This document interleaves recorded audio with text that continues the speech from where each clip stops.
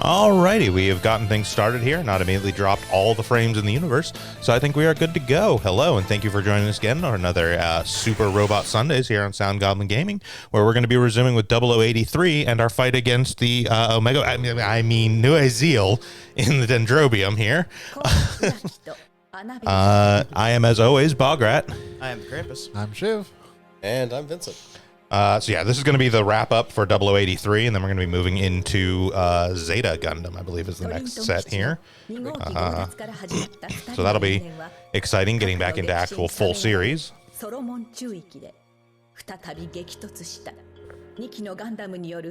also be exciting getting out of Stardust Memory.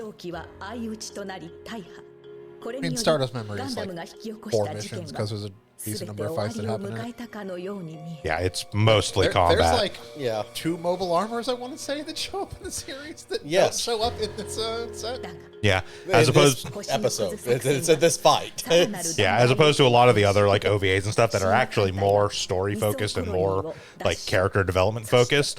They couldn't really do that with 0083 because our protagonist doesn't have a fucking character.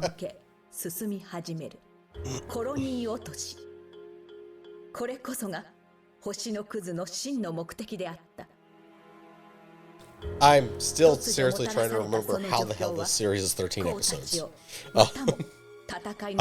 They spend at least 3 episodes on backstory for characters. They also drag some stuff out quite a bit. Like, I want to say the first like 3 or 4 episodes is all stuff that happens on Earth and them trying to escape. Yeah, the first scenario we did is like 4 episodes. I'm pretty sure there's an episode where most are just like moping on a space station. Like, we're not going to let co-pilot a Gundam anymore. I'm being a crazy bitch again. Yeah, they do also spend a lot of time focused on the world's least interesting love triangle. Yeah, they do.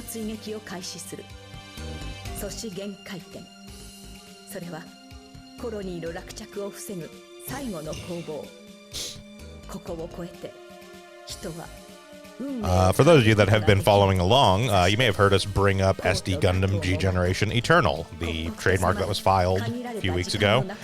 We have more details about it now, and unfortunately it looks like it's a mobile game for iOS and Android. We are desperately hoping but not believing that it will not be a gacha game, but we'll see more details as they develop. Because if it is not a gacha game, we may still find some way to stream it. If it is a gacha game, honestly, no way in hell. No. Yeah. Like, I might play it personally, but we're not going to promote that shit. Don't encourage that behavior.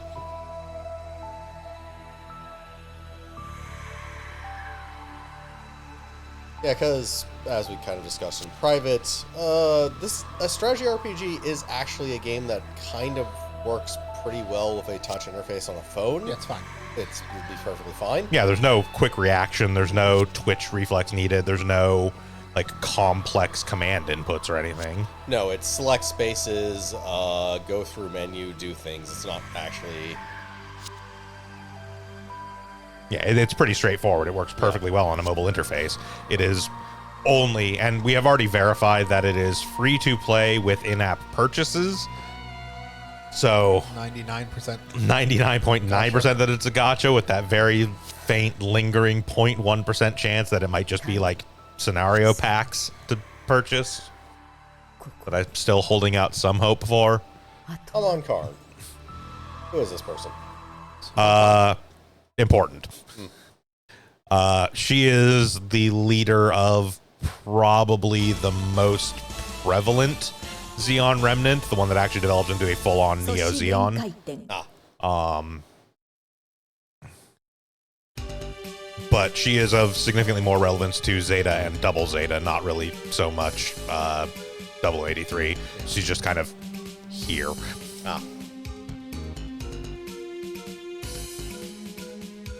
Because this deals with Zeon remnants. Because they wanted a cameo. Pretty much.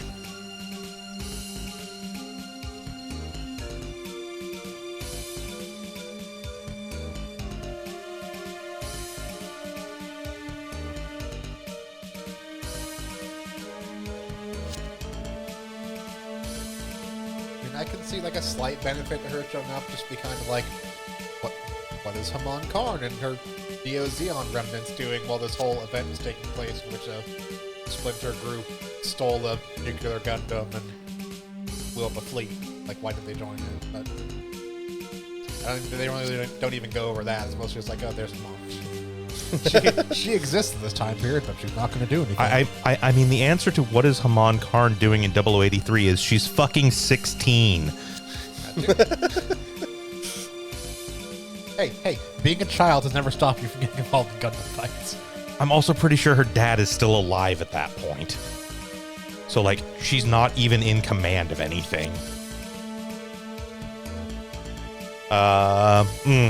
Actually, I'm trying to remember what... Because he dies in 83. I just don't remember what month this stuff takes place in. Because he dies in August of... Maharaja Karn dies in August of 0083. And that is the point at which Haman essentially inherits his role as the Zabi family retainer, i.e. the person... As Mineta. Yeah, basically, the person taking care of Mineta. It is also worth noting that Maharaja Khan almost certainly knew who Char actually was, because he was actually one of the family friends of Zeom Daikun.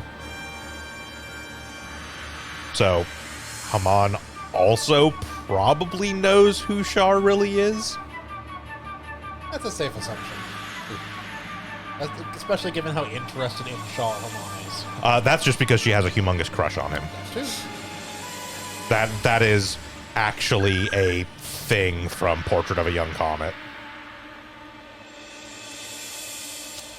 Mobile Suit Gundam, Char's Deleted Affair, Portrait of a Young Comet. The thing that basically fills in what Char is up to between 0079 and Zeta. And the answer is mostly avoiding giving the D to a 15-year-old girl who is constantly trying to jump his nuts. Sorry, 14. She's 14. Haman is 14 during Portrait of a Young Comet.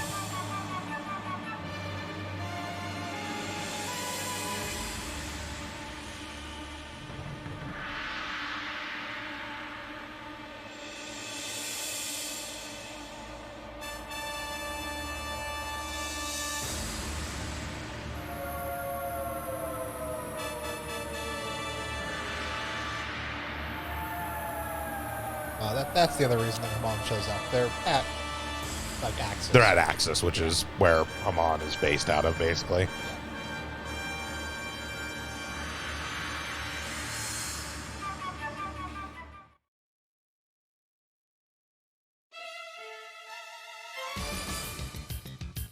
Yeah, Char's Deleted Affair, Portrait of a Young Comet, kind of has some fucked up shit in it. So there's another character in it, Natalie Bianchi, who is actually Char's lover during that time, and is pregnant with his child. And there's a whole conflict between two factions at Axis.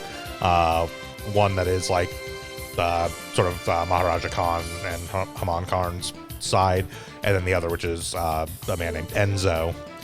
And basically, Natalie and Haman are really close friends. And Natalie reveals to Haman that she's pregnant with Char's child, which creates this feud and insane jealousy on Haman's part. And basically, the Enzo faction is going to come in and basically kill everybody of the other faction that's around Axis. And Haman knows about this, and basically, her and her family are essentially fleeing. And she neglects to tell Natalie about this, and Natalie gets murdered. Sounds all right. Haman's fucking crazy.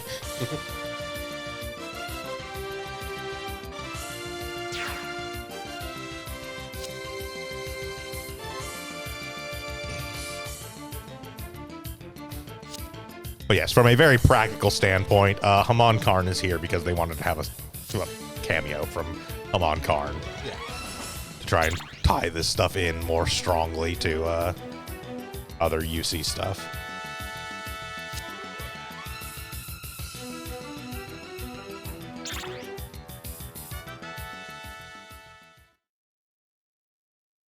Because, again, the events of Zeta aren't for like 4 years after this. Also, the aforementioned mobile armors. Oh, the one moment in the museum. Like, they have a fight on like the moon. Yeah. Yeah. No, it is actually remarkable that a 13-episode OVA series gets 4 scenarios in this, and they cut stuff out. Yeah. Yeah. Ko helps rebuild a Xeon mobile armor that he then fights later on in that episode. Yeah, which, like, quite literally, like, when you compare it to, say, Zeta, which we are coming up on, which is a full 50-episode TV series, and it gets 6. 6, oh. It is 6. Double Zeta is 5. Yeah. I believe. It's one or the other. It's either Zeta is 5 and Double Zeta is 6, or Zeta is 6 and Double Zeta is 5, and I believe Zeta is the one that has 5. Yeah, Zeta has 6, because there's missions for Zeta Gundam Scenario 6. They made this a 13-episode series by packing as much action as they could into like 5 episodes, and then just here's a bunch of filler. Yeah, speaking of missions, again, reminder, this one, our only thing is having Ko defeat Gato with at least super high vigor.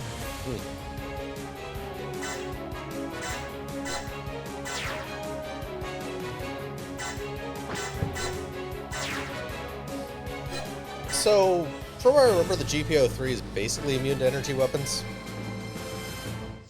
in the series. I think it has an eye field. It's not fully immune, but... It does have a knife.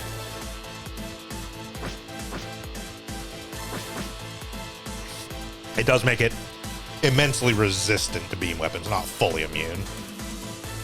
And the other mobile armor is entirely armed with beam weapons. Basically. Claw. The big thing is they don't... Missile launcher. That's not me. There is never at any point in UC Gundam something that is fully immune to beam weaponry. They do develop things like anti-beam coating and stuff like that, which significantly increase resistance to beam weaponry. But as far as I can think of, the only series that ever has anything that is fully immune to beam weaponry is Iron-Blooded Orphans, where that's a whole thing. The whole reason why almost all weaponry in Iron-Blood Orphans is actual like solid projectile guns and like melee weaponry is because they basically had developed technology to a certain point that beams were no longer effective weaponry because beams had like escalated to be the primary weapon. So of course defensive measures. The murder AI they made. Well, even before the murder AI, that's the whole thing. They developed them because of the murder AI. Yeah, but like the murder AI they made, and then like so the whole thing is like beams became the primary form of weaponry, which then of course led them defensively to make, you know, stuff that was immune to beams. So then if all your military stuff is immune to beams, you then go back to solid projectile weapons, which they're not immune to. Yeah.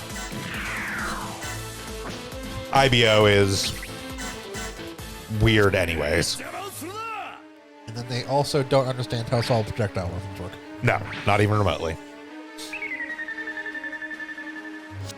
My favorite instance being while fighting in space, saying that they're far enough away that their solid projectile weapons couldn't penetrate their armor. I mean, okay. It would make sense in atmosphere. It doesn't make sense in space. Okay. It does, but not at the distances they were talking about, because space is not actually 100% frictionless. At any distance, they're fighting with solid projectile weapons Correct. and Yeah. Gundams. Correct. You do not have to worry about lack of penetration Also, due to distance. At any distance where you would have to worry about the friction of space, they could dodge by accident. Yes. you are not wrong in that the length of the distance you would have to be talking about in order to make it matter for the effectiveness is in AUs, or astronomical units, which is the distance between the Earth and the Sun.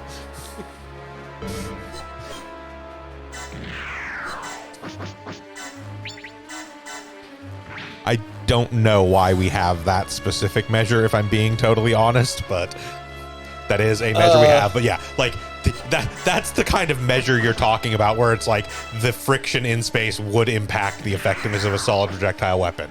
And you are correct; they are never fighting at those ranges in Gundam. No, they're fighting ranges where they can physically See their each other. opponent. Yes. Realistically, Like, I don't think if- anything will ever fight at those ranges. That's just dumb. If they said, like, oh, we're far enough away, they're not likely to hit, that'd be fine. But it was literally, oh, It won't we're far enough penetrate away, their they armor. can't penetrate our armor. It's like, if they can't penetrate your armor fucking at all, you're fine regardless of where you are. Yeah. This just goes by my theory that every sci-fi universe has actually flooded the entirety of space with an atmosphere, somehow. Ahab radiation. Could be Ahab radiation. Minovsky particles.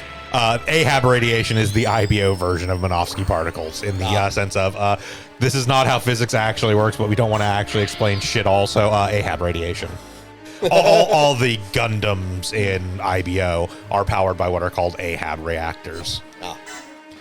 There are a specific number of them.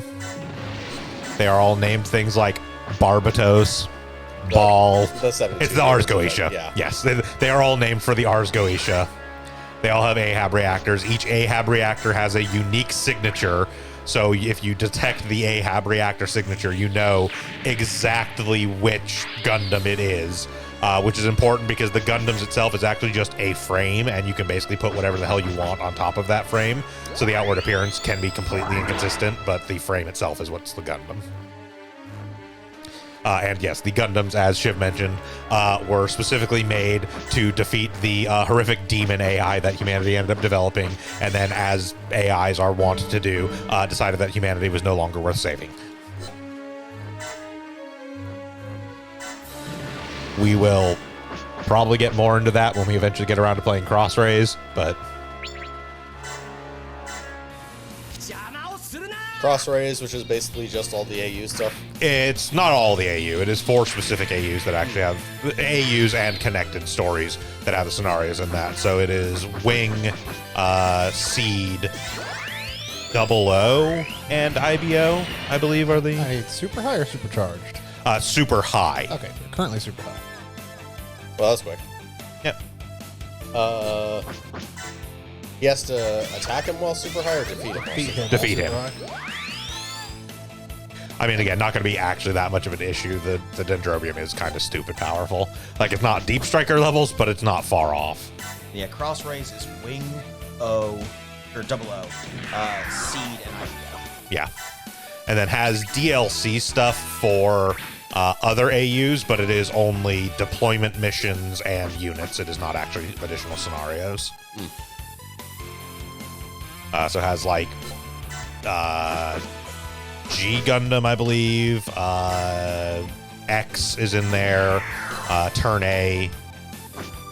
But again, those are all just... So one of the things that Crossrays does that this one doesn't is it does the quote-unquote deployment system, where in addition to the teams you take into the actual scenarios, you also have just deployment missions, which are you have other teams that you send off and come back like 18 hours later and push a button and it goes, hey, they succeeded. Here's a bunch of shit.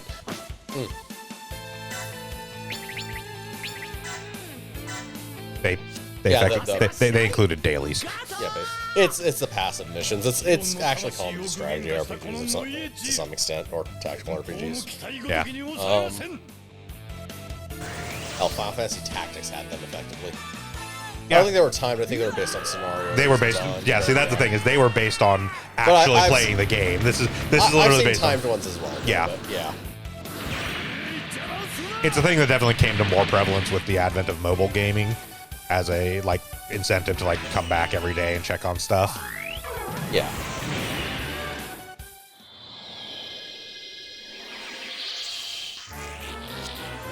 And now for him to disappear, because the thing doesn't blow up from this. No.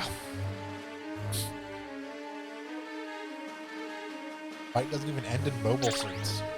No. No, it doesn't. I mean, here it will, but Here it will. In the actual series, they get like a fist fight with the call. I mean, that's okay. The final conflict between Amuro and Char doesn't end in mobile suits either. That involves a fencing match in a fucking art gallery.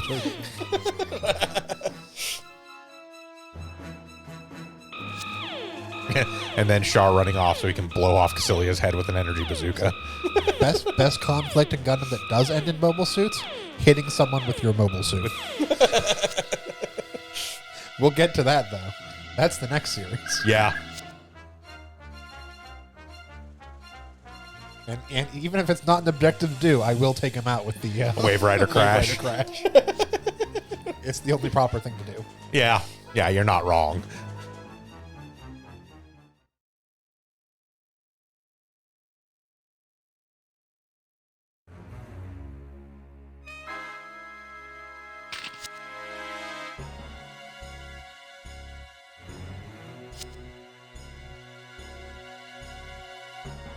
What was your first hint that she would betray you?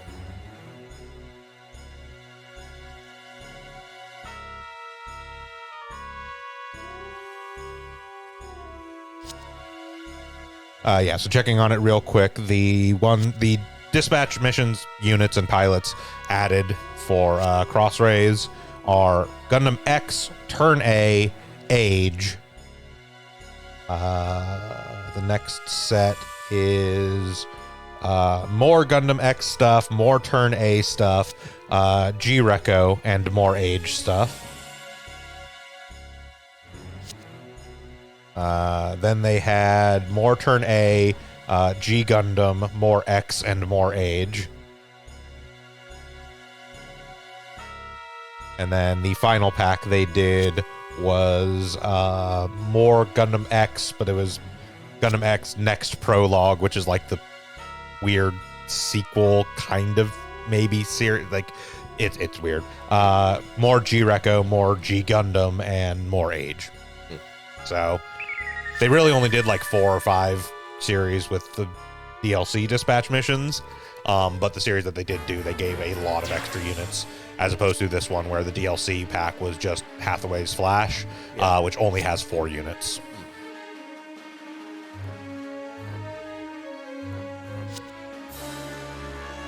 It specifically has the Gustav Karl, the Messer, the G Gundam, and the Penelope.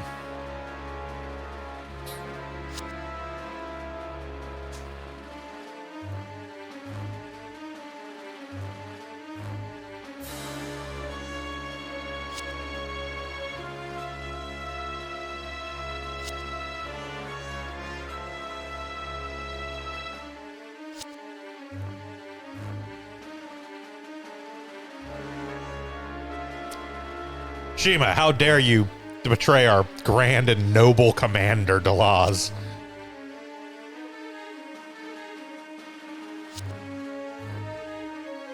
Grand and noble commanders still fight a war that already ended.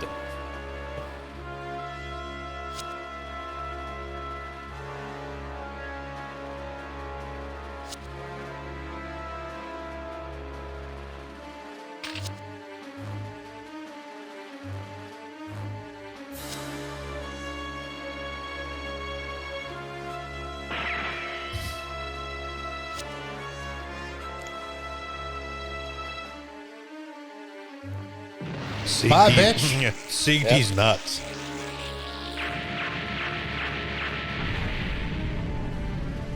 Alright, so now that we've downsized the cast of characters,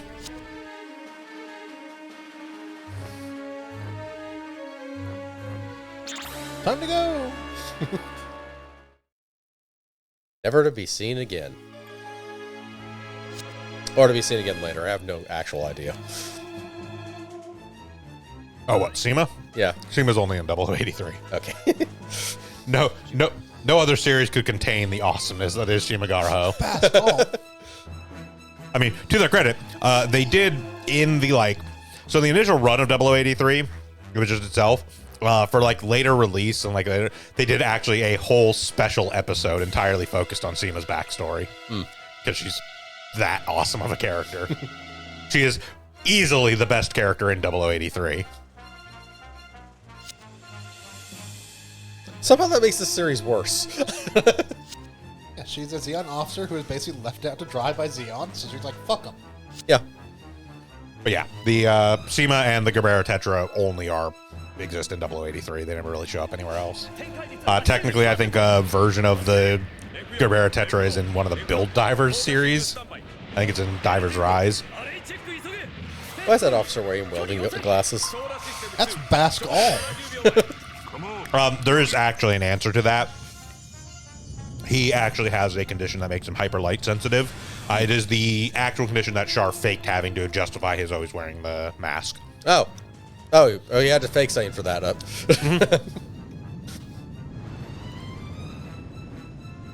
Yeah, I thought his justification was masks are cool. No, he actually, he basically has this whole thing because so this is stuff that, like, it was semi-canon for a while and then became fully canon in the origin. So Char Aznable is a real person. There is actually a person named Char Aznable who Casval Daikun is pretending to be, because they look very similar. One of the main things that is different is they have different eye colors. And the thing is that when he ended up going into sort of the Xeon Academy, you know, the military academy, there were going to be people at that academy that knew the real Char Aznable. And so as part of that, like, faking that identity, he had this thing of like, oh, I developed this condition that, you know, I'm hyper light sensitive, and like even like normal lighting can cause like irreparable damage to my optic nerves, stuff like that. So I have to wear this at all times to protect myself, so that he could basically hide that his eye color was wrong. Yeah. And then Bask Ohm here actually legitimately has that medical condition, which is why he wears the little goggles all the time. Also because it just makes him look even more weird and slug-like. He is, in fact, a slug man. Only from the neck up, though, because he's like a super fucking ripped dude, he is a body-wise. dude. He just has, like, weird slug neck. He's kind of got Kingpin vibes to him. Oh, I'm Bask All. Except not even really, because like Kingpin doesn't like when I say he's super ripped, I mean he's like literally like fucking Senator Armstrong from Revengeance ripped. Kingpin is not. Kingpin looks like at best like a sumo wrestler, where it's like he looks fat, but in actuality it's strong. Bask Ohm looks like somebody stuck Jabba the Hutt's head on Arnold Schwarzenegger's body. What appeared behind you? G-Line Assaults and the CMS CMS Fleet. Got a bunch of Gelgoog Marines in the Gerbera Tetra.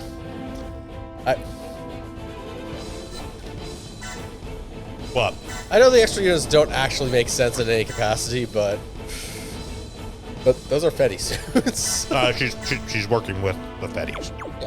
Yeah, her She's whole working thing- with Bask Ohm and Jamatov Hyman, who are using this as an excuse to found the Titans. No, I will never stop saying Jamatov Hyman. I don't care how much it makes you laugh. Dumb. But I mean, like, the units we're fighting right now are the Xeon units. Not the ones up north. I thought those were Xeon. I mean, the Gerbera Tetra kind of technically is, but there's some gyms sitting right there, too. Oh, okay. Like, the ships are Xeon ships, yes, but there's also these Salamis in the back, which are Fetty ships. There's gyms there, and there's a bunch of G-Lines, which were the special units. The Gelgoogs, yes, are technically Xeon suits, except the They're Federation also... Siemens forces. Yeah, those are Sheamus forces, and also the Federation also captured a bunch of Gelgoogs. Literally, Chuck Keith ends up piloting a Gelgoog Marine. Marine or J, I don't remember which one Keith ends up in, but... the big thing about the Gelgoogs is that they were very late one-year war suits, so there were a lot of them that didn't end up getting destroyed in the war, so they ended up captured by the Federation and just kind of repurposed into Federation use. Okay. Are they particularly good, or...? They were... So they were designed as effectively kind of a replacement for the Zaku. It just never really got there. And then by the time that there was ever a major conflict again, they had basically made an upgraded version of the Zaku, which was better than the Gelgoogs. But they are generally higher mobility than a Zaku. They're much better at melee combat than a Zaku. And their reactor is able to support beam weaponry, which is the biggest thing. But again, by the time we get to any sort of real major conflict, Zaku 3s exist, which also have most of those upgrades.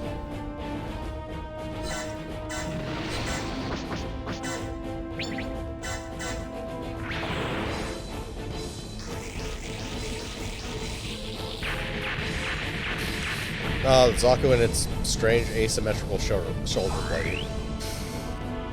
Not all of them have that. Only certain builds have the Yeah. big shield on one side and the spike shoulder on the other.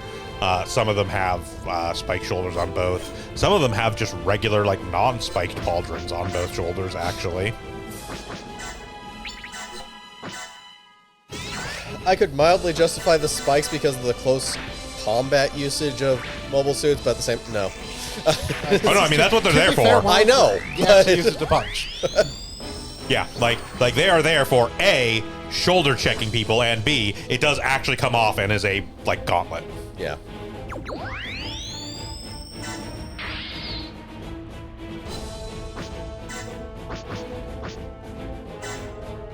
But yeah, various different... Like, one of the big things to remember about the Zaku is just because, again, it being the sort of base level grunt unit for the Zeon forces, there's like 150 fucking Zaku variants. Yeah. It also lets you sell more toys. Like, these are the ones we were facing I here mean, they are effectively the stormtroopers of the series. kind of.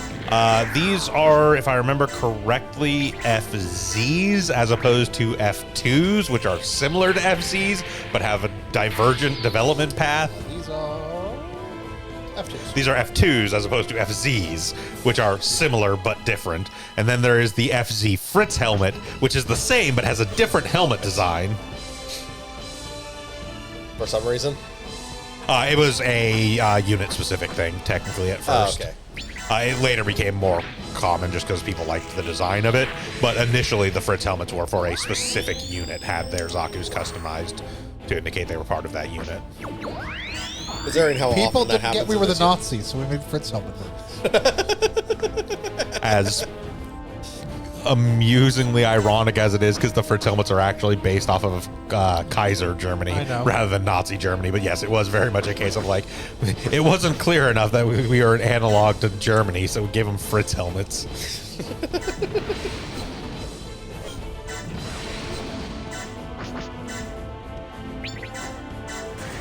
Every episode needs one.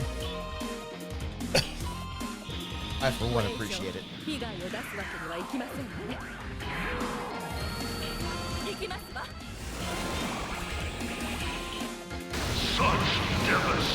Team Mom will use whatever she has available to her expertise. At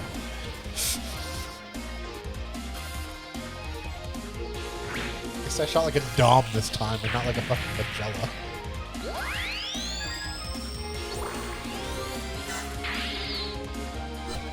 If only that thing had the power of the entire series, where you could fire it once and the battle would Destroy be an over. entire fleet? Yeah, it's... Paradoxically.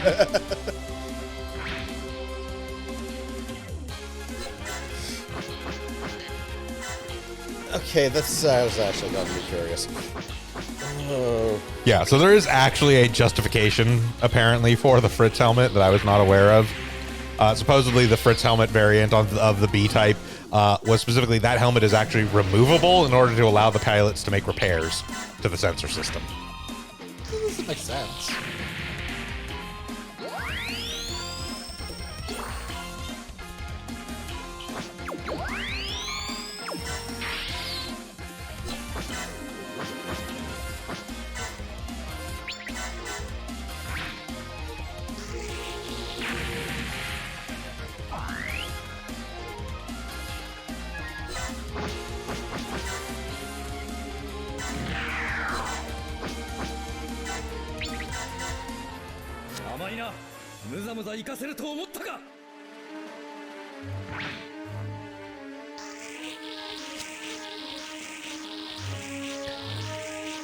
So yes, just taking a quick cursory look at the page for the base 06F Zaku 2 on the Gundam Wiki.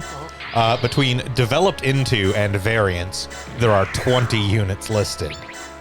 And that does not count the developed into from those variants or the developed intos of developed intos. So yes, the Zaku 2 is the basis for, on some level, almost every grunt unit every Zeon-related faction has ever had. Like they didn't use the far superior Zuda. For about 3.5 minutes until it shakes itself apart. Only if you go at max speed.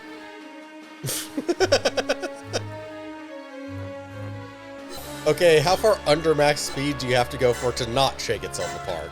Unclear. This is never explored because the idiot who designed the Zuda refused to do anything but send it at max speed at all times. Accurate.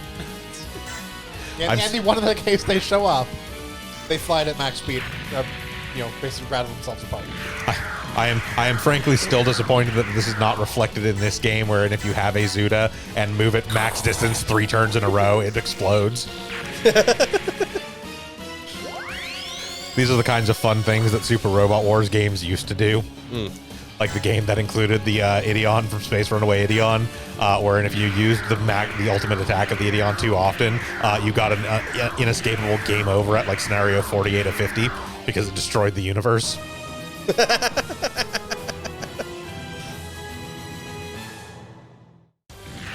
I mean, this is a canonical thing. The Ideon's like hypercannon basically just damages the fabric of space-time every time it fires it. And there was a secret tracker within that particular game that kept track of every time you used it. And then in like mission, I want to say it's like scenario like 47 or 48. There's basically a cutscene point wherein the Ideon has to use that attack. And if you have used it too much prior to that, it ends the game with a bad end. In fairness, the game does warn you when you first get the Ideon and tells you like, hey, like I can't use this attack too much. It actually damages the fabric of space-time. The question. Uh-huh. Which defeat do we need to do of Super High? It does not have any notes in that regard. Yeah. It does not say anything about pre-mission or post-mission map, but actually the easy way to check would be you can look at the quest list right now. We are looking for a quest called A Storm Raging Through. I do not. I think you passed it. I mean, it's going to be... These are sorted by series right now, so you're going to look for quests with 0083. Ah, okay. So it's going to be way further down.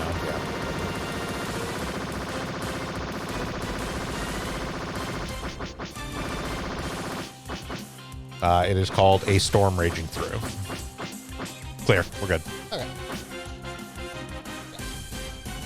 The first time. Yep. I figured it was probably the first time, but it's worth checking. It's bad news for you, buddy.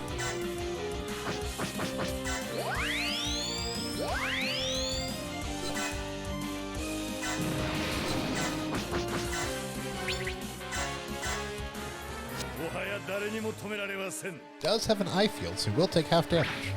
Will survive.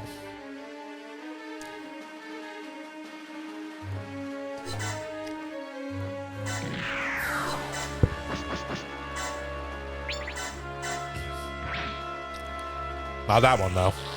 Nope. No protection against missiles.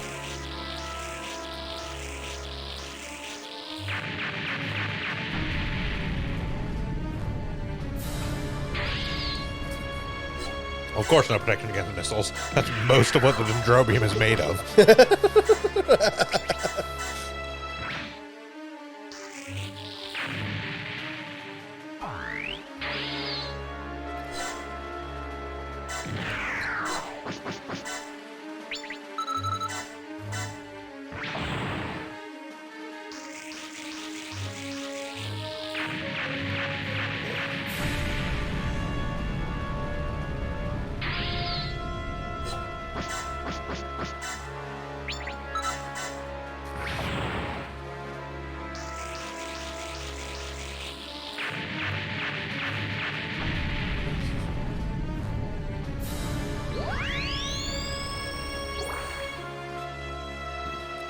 Look like you're calculating something over there. No, I'm just trying. Okay, so because I got curious about this, I was wondering exactly how powerful that nuclear rifle actually had to be to perform a feat of destroying an entire... So, one of the things is, nukes have only been fired off a couple of times in Gundam that I know of. Like, we actually see the results of a nuclear shot. However, as powerful as nukes are in, like, the real world, they are almost exponentially more powerful. Yeah, than that's the what I Gundam was kind of universe. getting at, because basically the biggest bomb we currently have for total destruction range is about, this is our Bomba, which has about a 35 kilometer or 22 mile. So to give you an Destruction idea, range. the first nuke that we see shot Yeah. is in 0079, the first Gundam series. And that wipes out 2 whole fleets at once with one shot. A singular bomb destroys both the Revel fleet and the fleet that was moving with him from the Zeon side.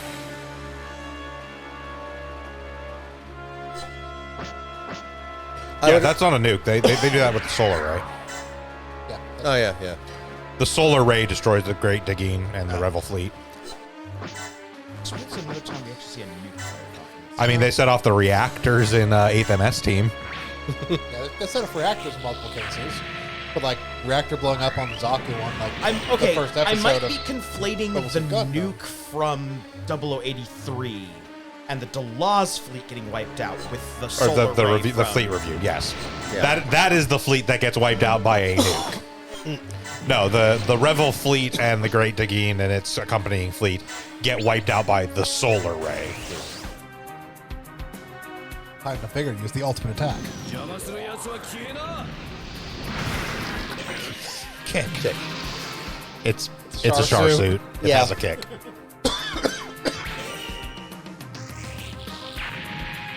I think literally the only char suit in this entire game that doesn't actually have a kick is the Zeong. It's not deep. But as soon as you get the perfect Zeong, it does. It has a kick.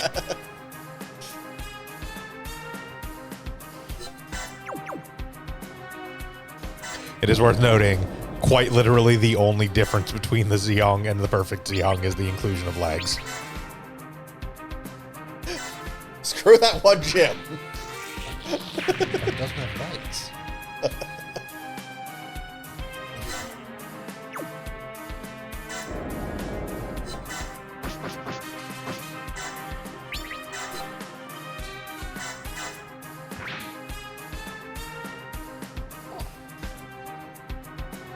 Oh, it is a Gundam.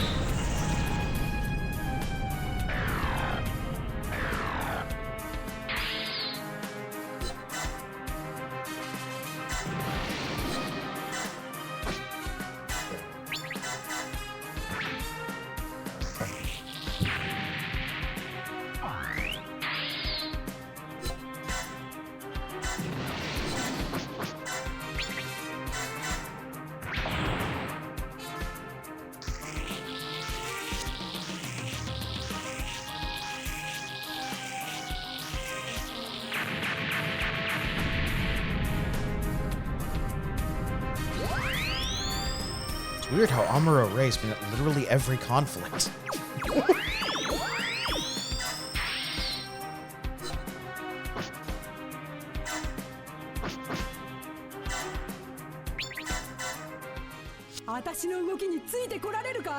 Yes.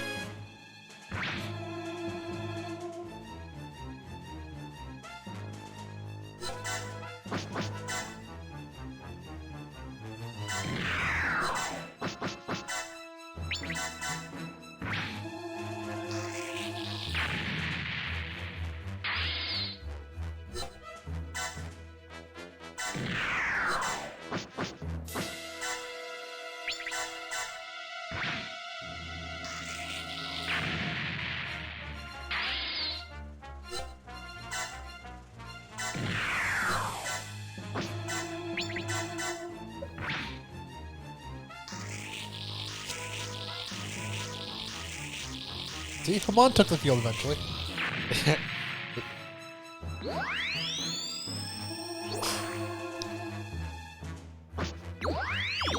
Yes, Hamon Karn, well known for piloting the Banshee Norn.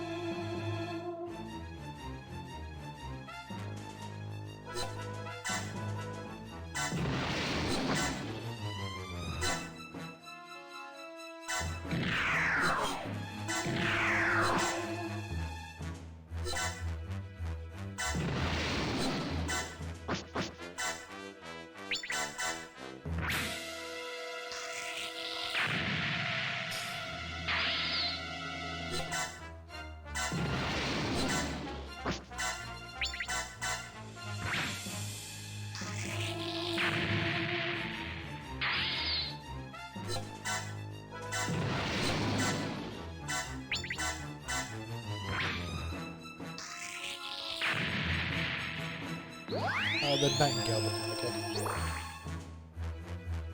okay. So the Nightingale is semi-canonical. It's still a shark suit.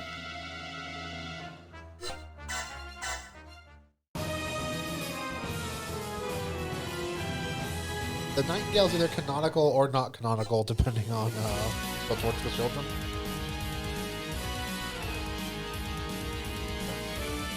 Yeah, it's The two different tellings of CCA, basically. High Streamer, yeah. Basically.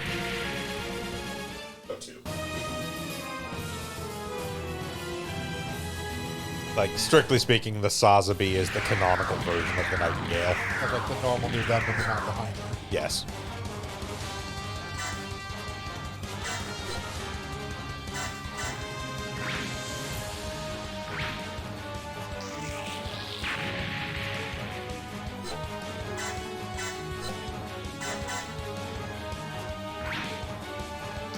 Yeah, so as far as kind of our final team build is concerned, just to give some like insight into this, we definitely did make some effort to have a decent set of powerful suits in there to make sure that we're able to deal with the stuff we need to deal with, but we are also including some of our just personal favorites, hence why like the GPO2 will be in our final team, even though it's great once. Yeah, it's great once, and like definitely doesn't have the same kind of like stat block as something like the Unicorn or the Unicorn derivatives or even like the Hainu. That being said, we will unfortunately not actually have pretty much any of my real favorite suits until we're playing probably a Overworld.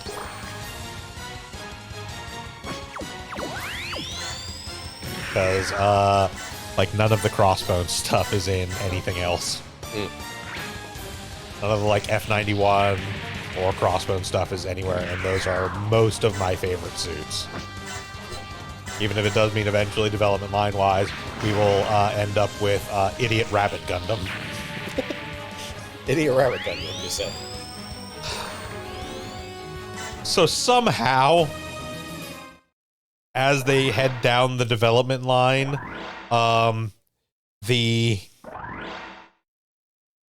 it's not so much Rabbit. It only has really like the one big ass fin, but somehow the Crossbone, which is this very cool like sort of space pirate stylized suit, eventually turns into this.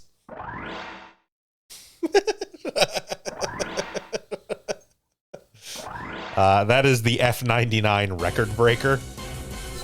For anyone at home that wants to actually look this up. Like, don't get me wrong, the record breaker is super fucking cool. Just very dumb. Like, the design of it is just extremely bizarre.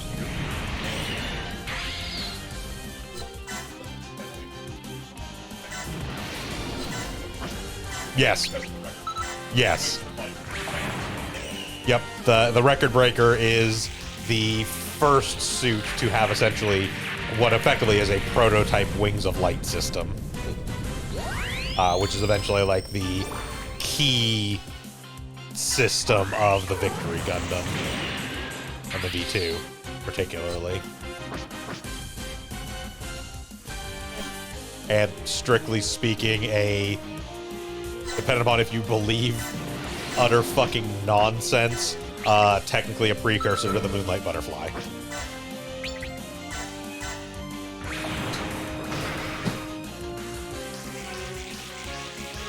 Does it make sense? By any idea what either of those were? So the Moonlight Butterfly is the, like, ultimate attack of the Turn A Gundam, and the thing about Turn A is that ostensibly Turn A is supposed to be the far future of all Gundam. You know, that makes no sense. As in literally like all of UC and all of the AUs all technically take place in the same timeline, just in like a cyclical, like, time resets kind of shit. It is utter nonsense and entirely impossible to actually justify, but Tomino swears by it. That might be why. And what's even dumber is that they then later made another series called Reconquista in G, most commonly referred to as G-Reco. And the thing about G-Reco is that G-Reco was very explicitly supposed to bridge the gap between like UC Gundam and Turn A, except for the part where it is basically G-Reco is either before or after Turn A, and neither one is technically possible because of inconsistencies. This might possibly end up somewhat rectified because they are currently kind of in the process of redoing G-Reco through a series of movies, because G-Reco unfortunately is another series that got kind of butchered in its execution. It basically got cut in half when it was being made as a TV series, and so they only ended up being able to tell sort of half the story they wanted to, and in my opinion they unfortunately focused on the wrong half of said story.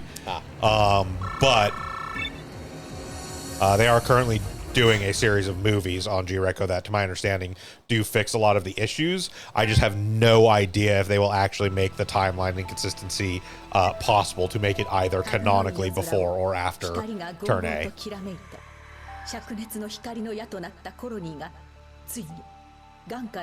And part 2 of Operation Stardust fails. Because why were you doing this?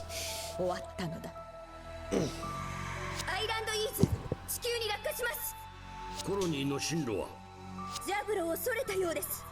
なんとか最悪の結果は免れたか。だがこれは全て連邦の無策と楽観が招いた事態だ。ツケは随分と高くついたな。時に宇宙世紀0083 Okay, November 13th. Okay, so Maharaja has been dead for a couple months. Which,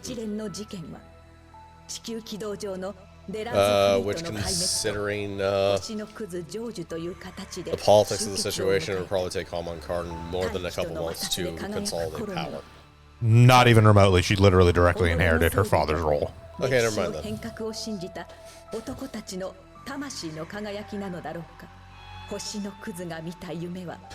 Again, questionable canonicity anyway, since it's manga only, so it's kind of who knows if it's real or not. But even if you do accept the events of Char's deleted affair, Portrait of a Young Comet, no, Haman would absolutely be in control of Axis by this point, because the entire opposing faction basically got wiped out. Now, the Titans.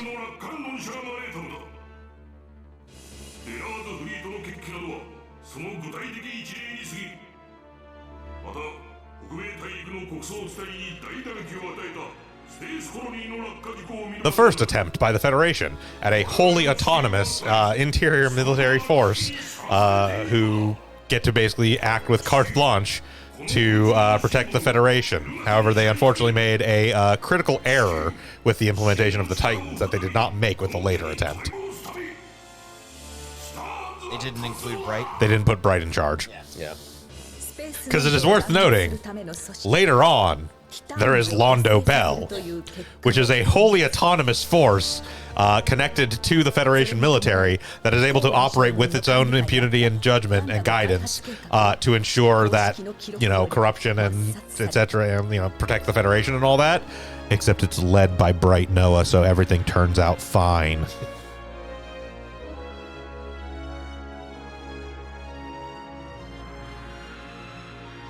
Yep. Those are Gundams. We don't talk about the GPO-4. Saw it. Yeah, we did. So again, the Gerbera Tetra is basically what happened to the GPO-4. It was originally designed as a GPO, as one of the GPs, but then got basically taken and modified into the Gerbera Tetra. We also don't talk about the GP00, but that's just because it's fucking embarrassing. They need to determine what actually fucking happened to him before we can talk about it. Because it either destroyed itself during a test run or got shot down. I mean, let's be real here. It's embarrassing either way. It is kind of embarrassing either way.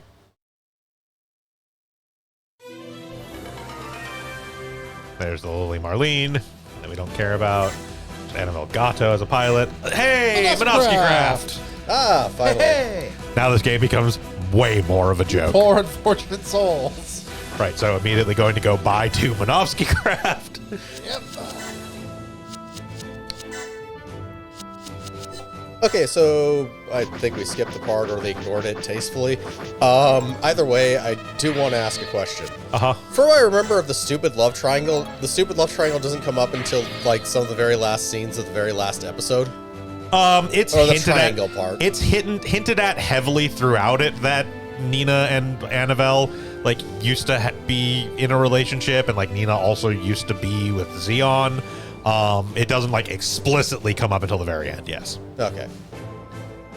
Because I just remember that pretty much blindsided me because I was half paying attention to the series in the first place. But it is very clear earlier on from a few lines of dialogue here and there that Nina knows Annabelle Gatto. It's just not explicitly brought up oh no, they used to be a couple.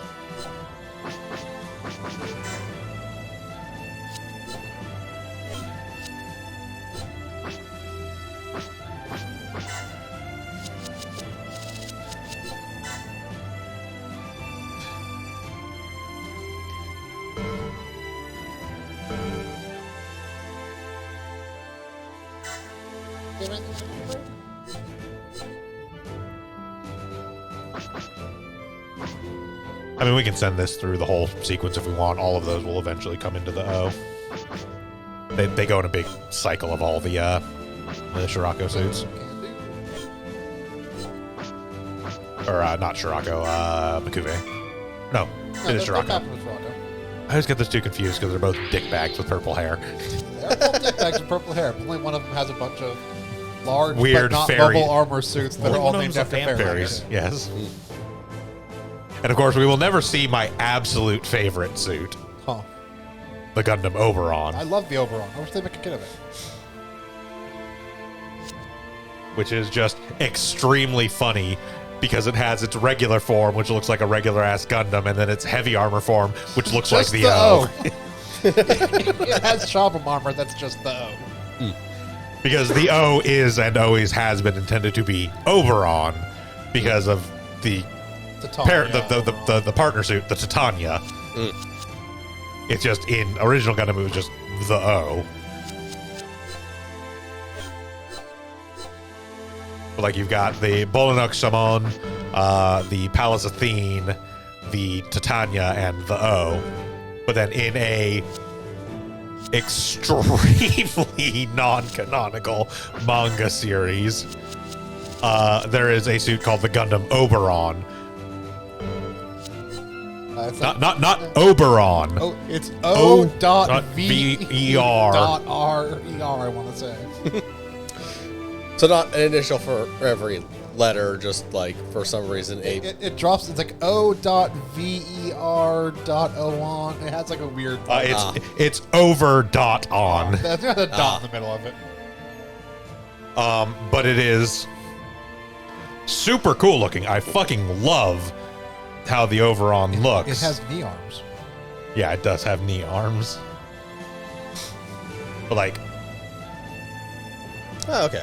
it is cool super suit. cool looking. And then also, yes, has a Chobham armor, like a heavy armor suit that is just the O. Just the O, but silver instead of yellow. It is literally. Yeah. But like, it is super fucking non-canon. They will never acknowledge Gundam Walpurgis. It's a very dumb series.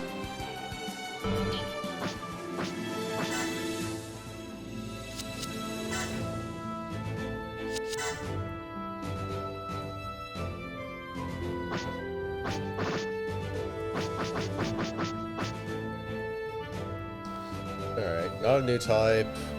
No, but his stats are all pretty much. Yeah. Decent stats across the board.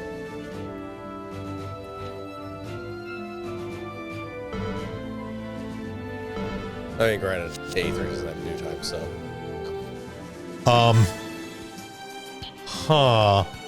But Apparently the Oberon shows up in an episode of Build Divers Re-Rise. okay. Why haven't they done a kid of it, you cowards? I mean, that is the next Gundam series we're getting to. Well, that's the second part of it. Second where- part of it. Yeah, but we're going into Divers, yeah. next, so. But yeah, it's apparently in episode 26. Because I was just looking for the images stuff, and it was like, in Gundam Build Divers Re-Rise, episode 26. I'm like, excuse me? I mean, it does show up in the Chobham armor form, so it looks like a silver to the O.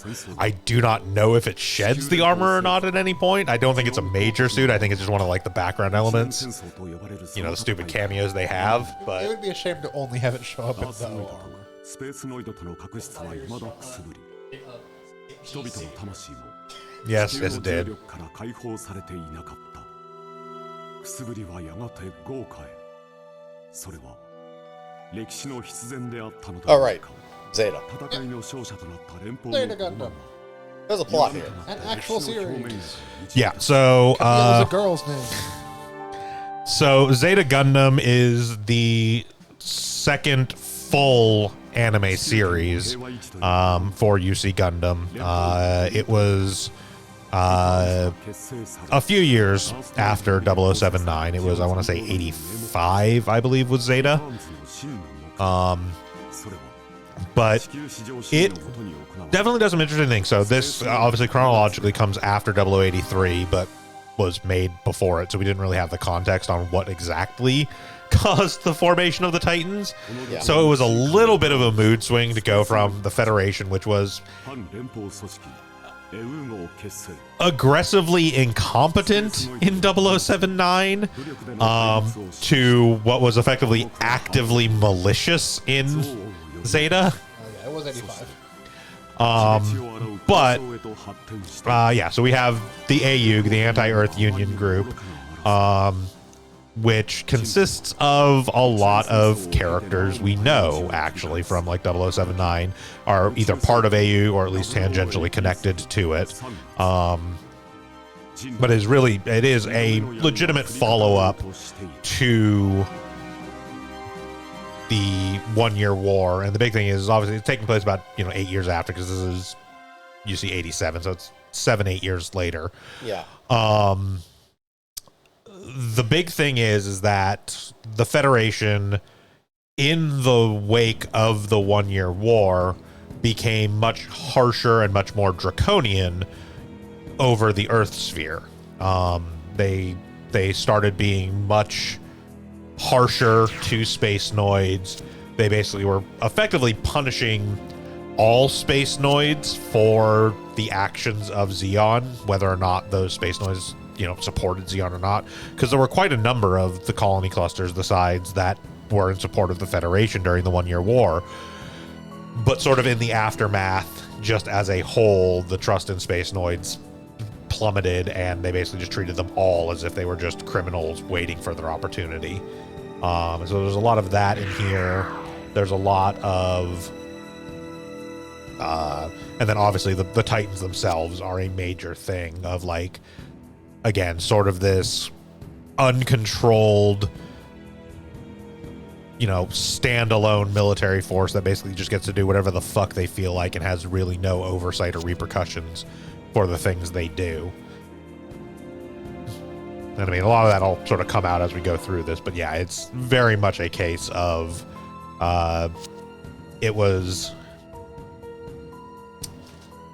there's a lot of aspect in Zeta of emphasizing that the good guys didn't really win the 1 Year War because there were no good guys in the 1 Year War. Also, I don't know if it'll really come up during this. This is technically based on new translation. Yes. I don't know if it's really going to matter for the purpose of this game. The story is not significantly different for a new translation. Some of the designs were updated, and there's a few things that were added, but the main story between Zeta and new translation are pretty consistent. Yeah. To explain, new translation is the movie adaptation. Oh, okay. They did a movie trilogy adaptation of the series. It did like some slight event changing and stuff. And added some suits that weren't originally there. Yeah. The main events of the series as a whole are still consistent. The ending is not quite as fucking bleak, because Jesus, the ending of Zeta is... Zeta's very bleak.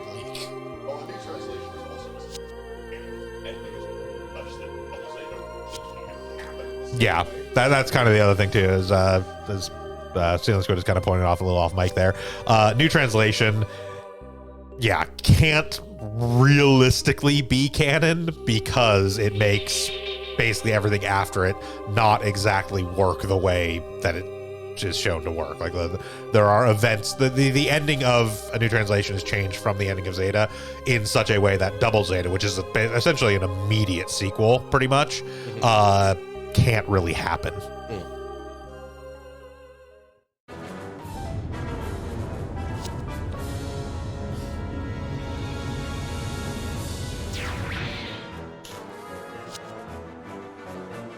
So we do get the appearance of the Mark II, which is the RX-178s. Oh, look, Jared Mesa. Yeah, so Jared Mesa here is the worst pilot in the Titans. And also, if you ever get involved in a relationship with Jared Mesa, you are going to die. in fairness, if you get involved in a relationship with most Gundam protagonists or main antagonists, you're probably going to die. It's more the case like Jared Mesa survives basically the very end of Zeta. Yes. And has like three or four different people who all like attach themselves to him that die in fights he runs away from. Yep. But it's like, you could really kind of say the same thing about being romantically involved with Amuro Ray. It doesn't end well for you. Fair, but that took a lot longer for all those ones to happen. We met Chan Agi, and like 45 minutes later, she was dead. Happens sometimes. No, there you go. Beltorchka's alive. Yeah, but Torchka's not dead. Yes, but Beltorchka explicitly is no longer in a relationship with Amuro, and she survives. And technically speaking, in the novelization, Sayla is fine. It's Amuro that dies. Because that's another weird divergence of the novel canon versus the anime and like manga canons. Is Sayla Mass and Amuro Ray are also like romantically involved in the novel version, which adds a whole nother layer of bizarreness to the rivalry between Char and Amuro because he's like dating his sister.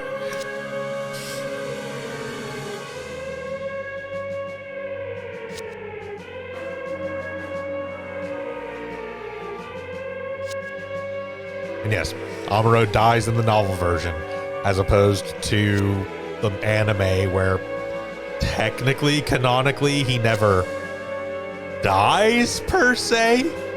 He is officially MIA. Yeah, but it's still like, yeah, he's officially listed as MIA.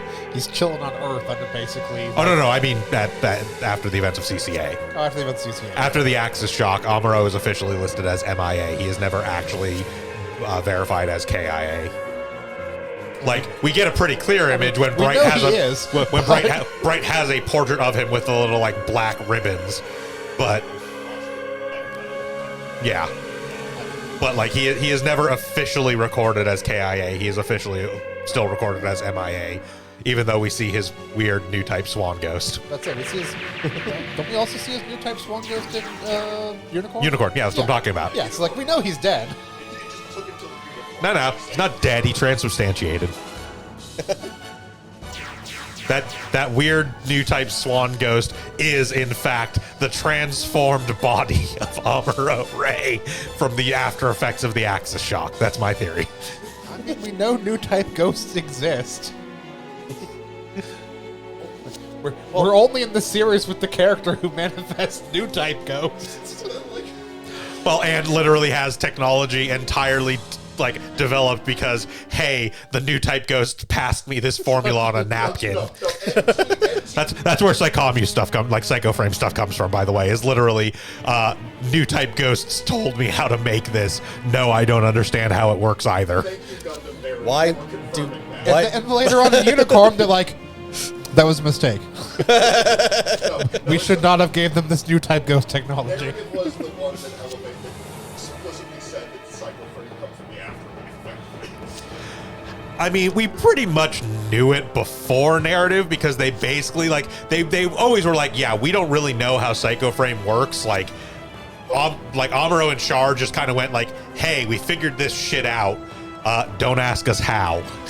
And then narrative was like, yeah, no, they just talk to ghosts. Unicorn in so many words is a paranormal interface, so it was only a quick. Wow, this is so unnecessary. Like, Unicorn was also just straight up, we shouldn't have You this don't need technology. excuse for how the Psycho Frame works, like at all. Unicorn was literally The battle between the Unicorn and the Neo Zeon was, this shouldn't exist in our world. Unicorn also had an engineer just kind of like shrugging his shoulders at the most basic things, saying, "Her life floats, it just floats." Yeah. Yeah, it is important to note as we field the Unicorn here, anytime you see it like a go destroy mode like that, where everything like opens up and like it starts glowing red, the engineer that designed the Unicorn outright is like, yeah, I got no fucking idea why it does that, dude. Well, like, It just started doing that. I chose not to ask. well, like the other thing is for CCA, when the Axis Shock thing happens, which is like a huge like new type event. Yeah, I mean, we'll see it when we get there. Spawned But by the fact that they had like the new type of the Psycho Frame stuff. But they had a Psycho Frame like shard, like a weird like T block. The Unicorn has an entire Psycho Frame. No, the T-Block was what Chan Agi had Yeah. at the time. The actual cycle frame is Agi is built into like. It is built in, but it is not a complete Psycho Frame like the Unicorn is. The Unicorn has Psycho Frame through the entirety of the frame. The core frame the is a like Psycho the Frame. Sazabi and the new just have like a cockpit with Psycho Frame technology. The shock happened too was even with that small amount of cycle frame, they had like dozens of other pilots focusing all of their focus on that one. Like, Yeah, stuff it was a like huge that. resonance event. But yeah, no, Psycho Frame is fucking insane. But yes, we will get to that as we get to the end of Zeta here, wherein Camille here, I mean, surprise, Camille's a new type. Yeah. God, the main character being a new type in a main series. Another cool display. The thing, the thing that we are like referencing to the way that it ends, that Shiv was saying like we will use that attack whether or not it actually happens in like cutscene. Camille basically channels the rage of the entire new type ghost dimension and slams his ship into Shirako. He transforms his Gundam into the Wave Rider mode, which is the little fighter mode, and just rams Shirako's cockpit directly while surrounded by billowing new type ghost dimension the energy. actual shot in the anime has him punch entirely through the cockpit, and you literally see Captain Shirako squished in. This whole entire chip sent into him. Nearly cut in half at the waist. Yeah. I think he said brings the soul down to hell with him. Yep.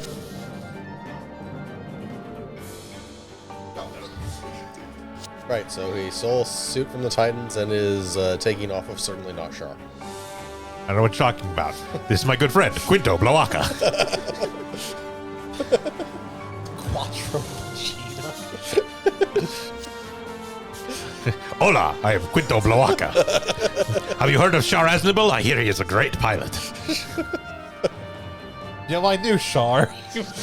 Every time Quattro Vegeta does that, I knew Char thing, and everyone's like, yeah, I bet you fucking did. Let's then get to the end point in 3 turns. Yeah.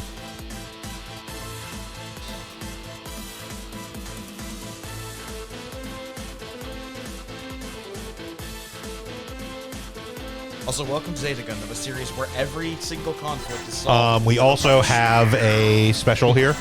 Okay. I mean, it's only for a bronze mod, so who gives a shit? But it is defeat Jared inside Green Noah 1 within 3 turns. So it is during this section here.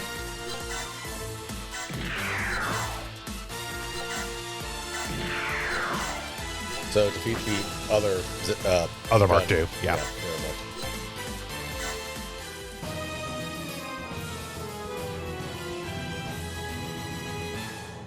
And then in the main part, we need to have Camille defeat Lila.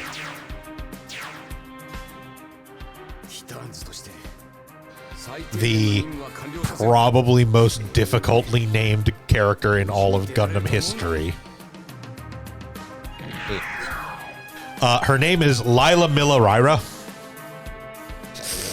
Christ, why would you do this to yourself and everybody else?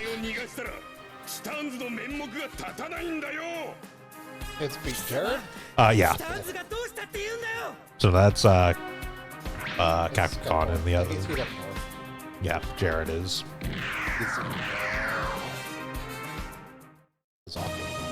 Yeah.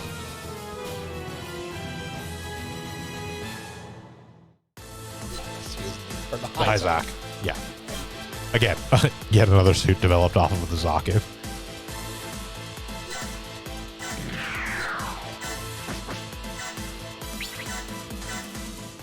Just defeat him in general, or have Camille defeat him?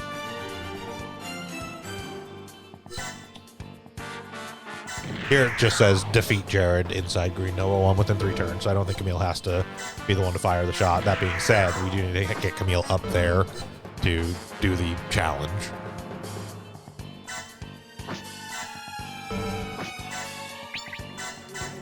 Oh, the other challenge. The actual level challenge, which is the getting to the area in like 3 turns. 3 turns, which is pretty tight.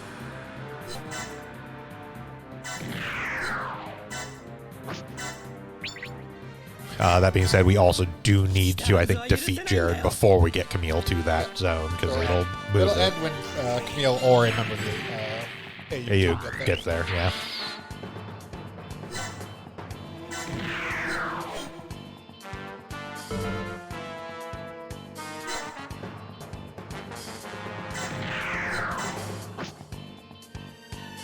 You still probably need to have Camille do that one, actually, to make it in time. You just can't move him full distance on the next move here, basically. So I need to get other people up as well. Otherwise, Camille's not going to be able to press turn up further.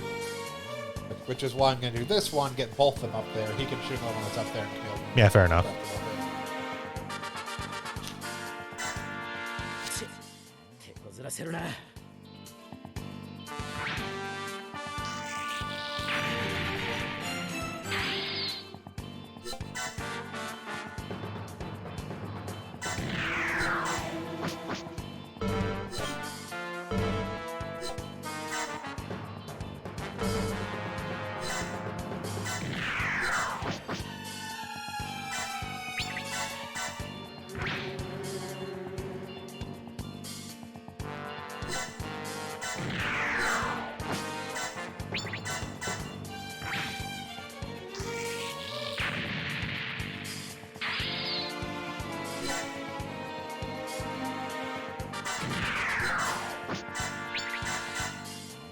確かカミールとか言ったな。女みたいな名前をして。 This is the wrong thing to say to Camille. 女じゃない。 Something that I don't think is going to come through in the Super or the SD Gundam G-Generation version of Zeta Gundam. Almost every conversation Camille has, I think, ends with a punch. Camille punches a lot It's of not people. every conversation. He does tend to hit or judo throw a lot of people, though. And to be fair, it is not just Camille. Everyone in Zeta Gundam seems to communicate with a right hook to the jaw. It is quite notable that one of the most notable face-to-face interactions Camille and Jared Mesa ever have literally ends with Camille judo throwing Jared to the fucking ground in like a spaceport.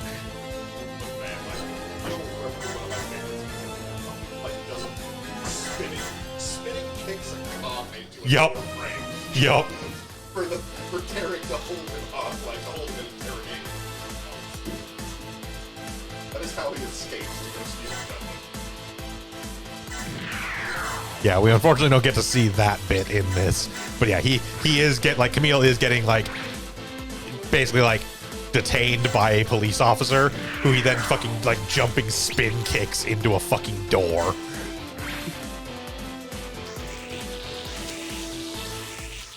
Bye, Jared. Gotta go. And yet I still don't like Camille nearly as much as I like Judao, just because Judao is the most gremlin a Gundam protagonist has ever fucking been. The entire Double Zeta team is a bunch of gremlins. I would honestly say Judao is more of a gremlin than Garad. That's fair. Garad's in the city. Also, Juda's very presence makes Mon piss herself. Like, Judao, I would say, is more of a gremlin than Garad, solely on the basis of Judao manages to stand out as a gremlin among an entire fucking cast of gremlins, whereas Garad is really the only major gremlin in his series. So he sort of stands out, like, he stands out more, but, like, Judao is, like, the most gremlin of the gremlin squad. Yeah, and you're on a team of bad You're on a team that includes Bicha and Mondo, and you are still the most gremlin member. Well, and then you have Eno, who's the delightful, like, nice soft boy interview. I give a little contrast. The least gremlin of them all is just Eno. You are the standout gremlin of a team that made Bright Noah go, nope, fuck it, I'm out of here. I can't put up with this. And then what's her face? Yeah, then they've got Luca. I'm blanking on the other gremlin girl. Ellie. Ellie's great. Yeah. No, like The Gundam team is the entire Gundam team is full of nothing but gremlin energy, to the point where, like I said, literally Bright Noah was like, I can't deal with this, I'm fucking out. Again, the only one who's just a sweet, nice boy is Eno. That's it. Everyone else is a gremlin of some form. And yet Judao still stands out as the most gremlin. Yes. But man, he sent like Haman Karn into just weeping like terror. I'm taking my sister.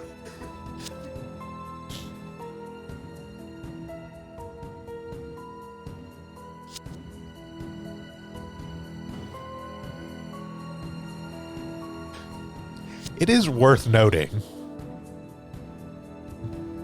Noah Bright is so prominent and so important a figure to the Federation that during the events of Zeta Gundam, he actively and openly joins the AUG with his ship. And after the events of what this comes to be known as the Grips conflict, is the major conflict of Zeta, after the events of the Grips conflict, he suffers no repercussions for this. He gets promoted. That seems You sensible. can't fault him for being right. Yeah.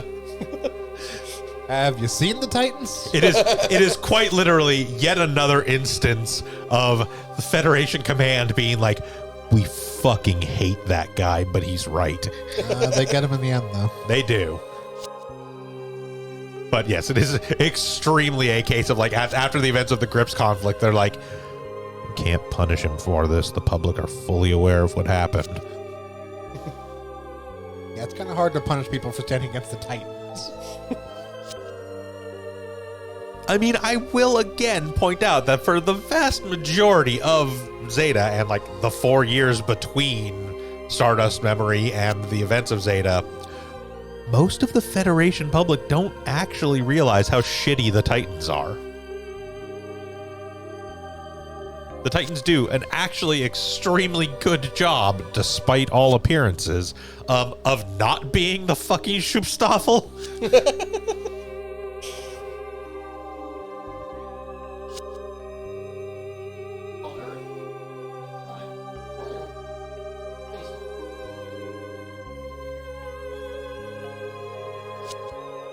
Oh, also Camille does continue the Gundam protagonist trend of having really shitty parents. That is true. Camille does not have parents for long.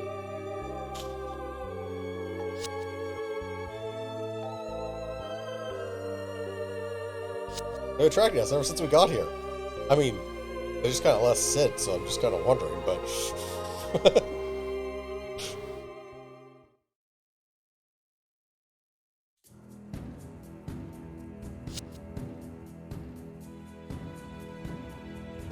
There's Camille's mom. There's Camille's dad. That man has an incredibly punchable face.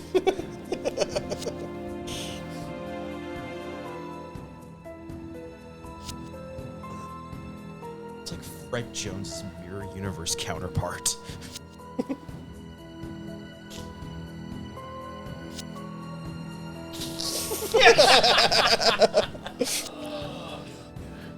Is there something wrong with the models in this series? He's No. got a Tom tiny with face. Dominican? No. He's got a tiny face and a It's five Jamaican. It's not Jamaican. It's Jamaican. And no, Jamaican just has a weirdly small face for his head. He's the only one that's like that. Someone drew a face on a brick. It's Did someone match the wrong face with the wrong head? When you were photographing the cells and you just kind of decided to roll I it? would have appreciated if every time he was on the screen, somebody made his thing like 0.1% smaller. So again, in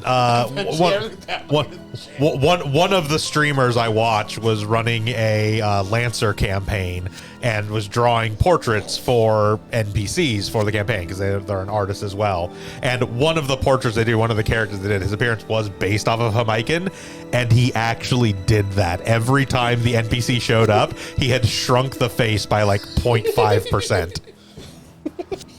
It took them like 8 appearances for somebody to finally notice he was doing it. The face already started way too, like even smaller for like the aspect of the head than Jamaican's default face. It was already comical, and then as he gradually shrunk it, it just became more and more fucking hilarious. Yes, this is Astanage. We love Astanage. Astanage is about the only mechanic in the entirety of UC Gundam whose reaction to all the batshit insane things that Gundam pilots typically do is, yeah, I'm down for it. Anything I can get to help make this stupid plan even more stupid and ridiculous? Just let me know.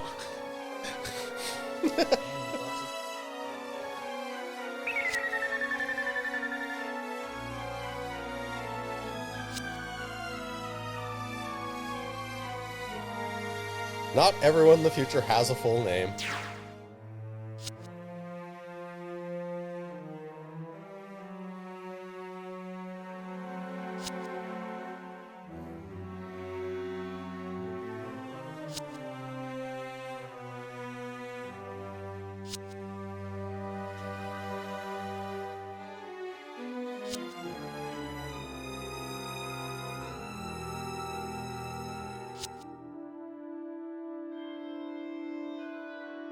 Yes, we're in almost every other like major mechanic in a UC Gundam series in response to the dumb plans that the protagonists usually come up with is, you want to do fucking what to the Gundam? Astanage's response is usually, have you considered this? It would be like 10% more dumb.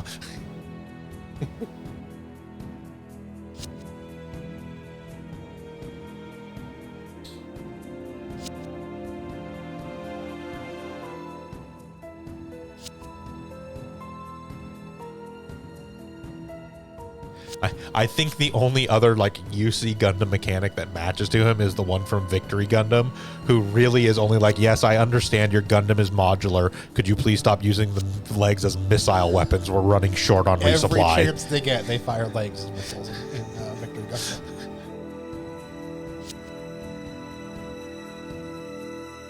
I'm fairly certain there are times when they launched legs and never combined into a Gundam, just slammed legs into things. I don't know where they got the production to make this many. I mean, again, it comes up. Gundam parts. It does come up multiple times throughout Victory Gundam where they're like, "We don't have another set of legs. Please do not fire this set. Give us like a week to resupply, for fuck's sake." You've been around Basque enough to know he would. I've been around Basque enough to know he would. That didn't take very long.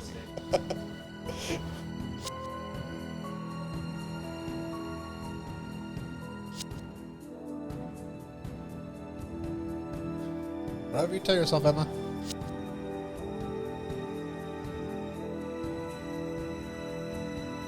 It's not Basque, it's a stupid tiny hat. I mean, his hat is actually a pretty typical style of officer's hat. It just looks really weird on his weird, giant, amorphous slug head.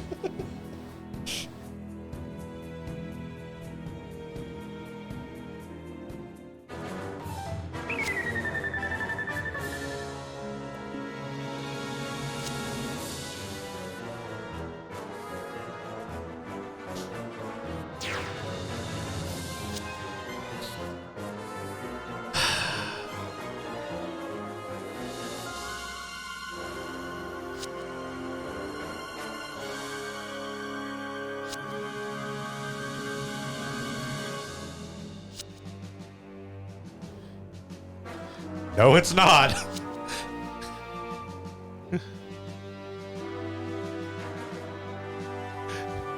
So yeah, Zeta doesn't take much time being subtle about like how fucking vile the Titans are. This is like episode 2.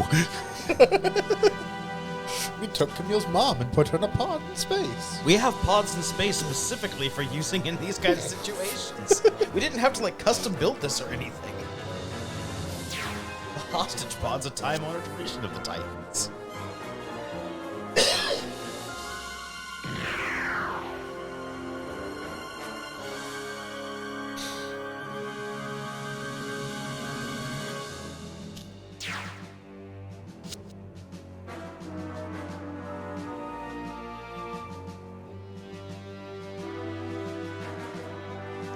Titans, everyone.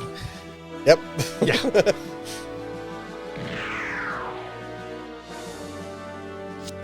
Again, as I mentioned, this is like episode like 2 or 3 of the series, and it's like the 6th bad decision Jared Mesa makes. It's amazing. Like every time this dude is on screen, he's making the wrong choice. It's remarkable.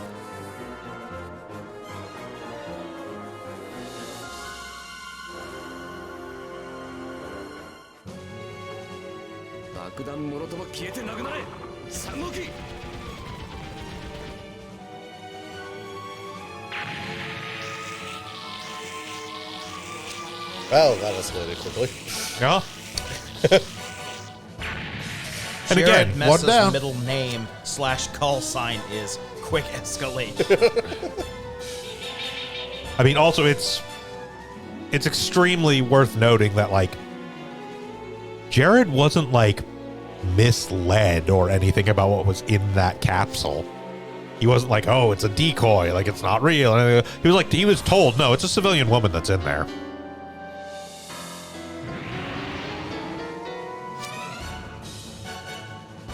Civilian woman and a lot of explosives.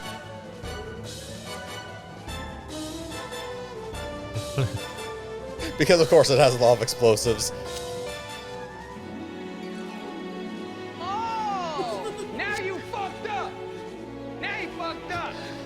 Now you fucked up! This button is going to get a lot of use in Zeta Gundam. Now you fucked up! Every time Jared shows up, it's gonna happen. Now you fucked up! Now you fucked up! Now you fucked up! Now you have fucked up!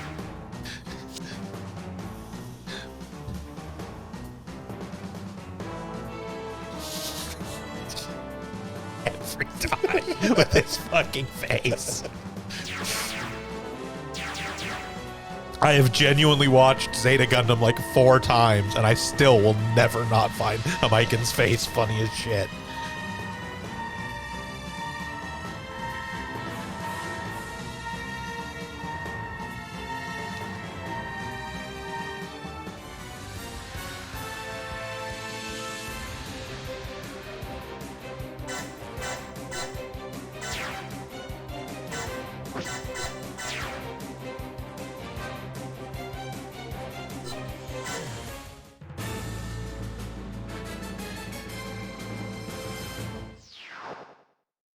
So, my impression of them before even going into this episode was the Titans were full-scale cartoon villains, and I see they do not disappoint. Oh, they are the most, I think they are maybe the most mustache twirly Gundam ever gets. Yeah, they're pretty bad. Do we have any special objectives here besides kick Jared's ass and Camille? I believe at some point during this, Lila will show up, and we just need to make sure that Camille defeats Lila. We don't actually have to, like, other than it being, like, the mission thing, we don't actually have to worry about Camille defeating Jared or whatever. The special quest in this is specifically to have Camille defeat Lila. So, don't just treat Camille as useless.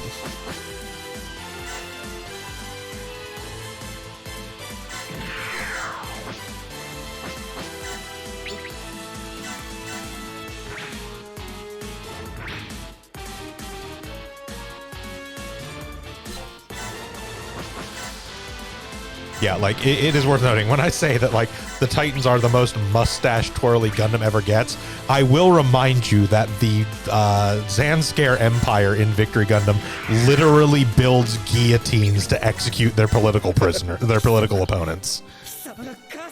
The Titans are still more stereotypical Saturday morning cartoon evil. You asshole! You killed my mom! You love your mom. This guy's just trying to get shot in the face. So Jared never learns his lesson. Jared never becomes a better person. He just becomes progressively more sad and He becomes progressively more and more angry with Camille for killing people who he cares about because he keeps trying to fight Camille and it's just woefully unprepared for it every time. And for some reason continues to believe that he's like an actual like equivalent rival to Camille, despite being the worst pilot in the Titans. Yeah, no, he gets job every time he actually has to fight Camille straight up. Camille basically jobs him. Like, he kills people who Camille cares about, but he is utterly incapable of doing anything about Camille himself.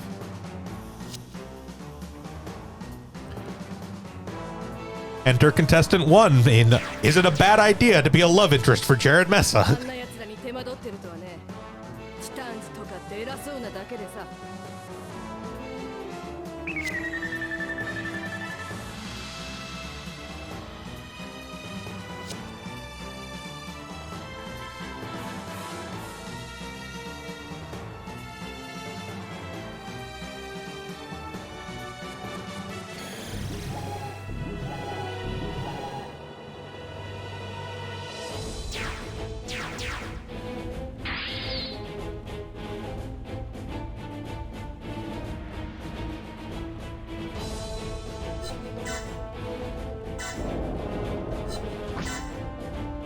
I mean, in fairness, Jared and Camille do kind of have this back and forth of killing people each other care about.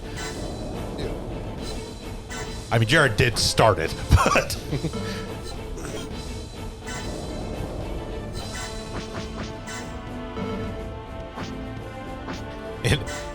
It is not helped by the fact that about every other time they run in, the conversation, "Oh, Jared, nice girlfriend you got there." Be a shame if something would have happened to her. Speaking of Camille's parents. Yeah.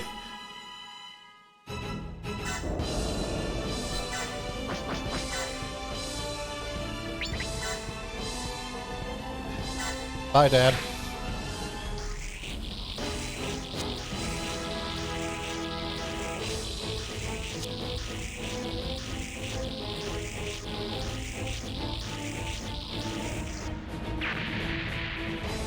All right, there we go. Those aren't parents anymore. So, who actually shoots him down in the original series? I don't remember. I think the Federation. I think the Federation forces do because he leaves the ship in a suit. Yeah. If I remember correctly.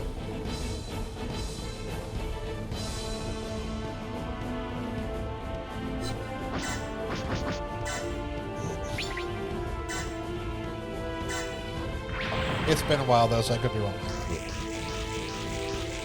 Yeah. So he escapes. So it's initially he's assisted by Emma in escaping from the Titans who are holding him hostage. They make their way to the Argama, but he's still like, no, I'm, part of the Federation. Like, this is wrong. Like, you got terrorists, and steals a Rick Diaz and escapes. He, first off, something that's not reflected here, fires on Camille. Yep. Knowing that it's Camille. And then... No, I think so the suit isn't... So he isn't blown up by... No, the suit's like damaged. Basically, the AUG are chasing him. They damage the Rick Diaz he stole. He hops out, so that then when the suit blows up, he just gets blasted off into space. Yep. Ah. Irretrievably. Franklin, Camille's dad. Yes, do not feel sympathy for him. He's a piece of shit. He's a piece of shit. But I do remember the AU or the Federation forces fired on him because he came out of the suit in one of the in a Rick Diaz, yeah. And then, yeah, his death was effectively likely lack of oxygen at a certain point, just flying off into space. Yeah, I mean he just flies off into space and is never seen again, basically.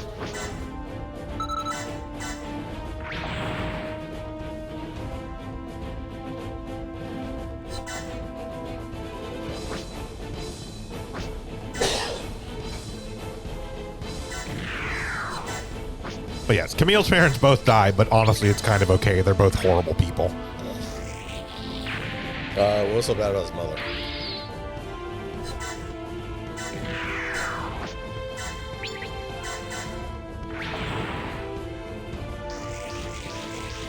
So there's... So again, it doesn't... They don't come up with it this much in here, but it is worth noting that both her and her husband were willfully and in full knowledge of their activities mobile suit designers for the Titans. So they were all in on the way that the Titans acted and operated. And then also, again, her whole thing there, they gave one or two lines of it there, but she's basically like, oh, I can't believe Camille would steal a mobile suit and this, that, and the other. It must be your bad influence and da-da, and basically just refuses to ever take any responsibility or blame for anything. Yeah, when we're first introduced to Camille, he's talking with a friend of his about his parents, and it basically comes down to, I don't know where my mom is, and Dad's with, I've lost track of which mistress this is. Yeah. And then we just learn more and more shit about them. Which goes a long way towards explaining Camille's personality. And quite frankly, it's amazing that he turns out as okay as he did.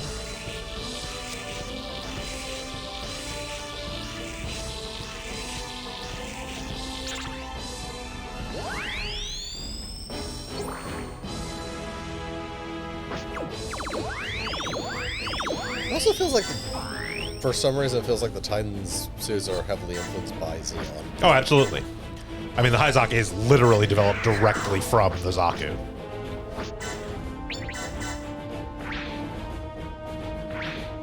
Is there a specific reason for that, other than it really colors them as the villains even more so? I mean, they had a whole bunch of Zakus sitting around, and for being totally honest, the Xeon forces, like Xeonic and Xenod and all the development companies for mobile suits on the Xeon side, were actually mostly in advance of Anaheim Electronics. And after the events of the 1 Year War, Anaheim Electronics basically scalped a whole bunch of scientists and engineers from the various Xeon development studios to work for AE instead. So basically, as did SNRI, which is the actual like Federation in-house development organization. It is very much the same instance of like our entire space program is basically built on the backs of Nazi scientists. Yeah. Oh, right. Okay. I thought I was ours and misremembering that. the Soviet Union. Everybody's basically. Yeah. Okay, so to cut Jared Mesa the tiniest amount of slack, wafer thin amount. Get out. Jared did not know that He Neil's mom did. was in the capsule. He was was told not. it was a bomb. He was not told that someone was in there. He still saw it and then didn't question it. It's not like it was an opaque capsule. Yeah, the point of the capsule was so he could see that his mother wasn't there. Like, they literally saw someone was in it from the ship. Jared was a lot closer to it than the ship was. Well, that ship would be in some danger if there wasn't a Neo Zeon just kind of randomly hanging around space. As you do.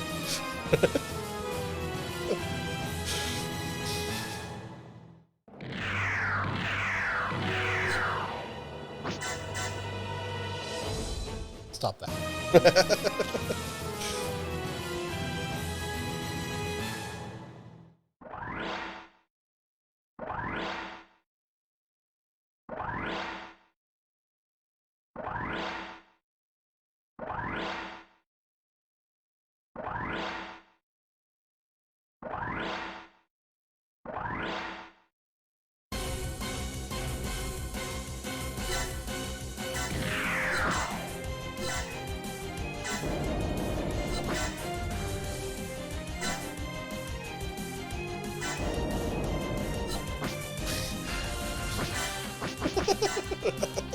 Make sure that Camille kills Lila, yeah.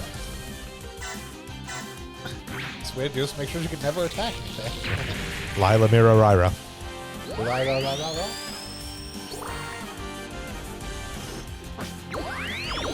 So she's dead after this, right?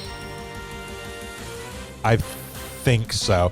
It's kind of hard, again, because we're compressing a lot of episodes together into single scenarios.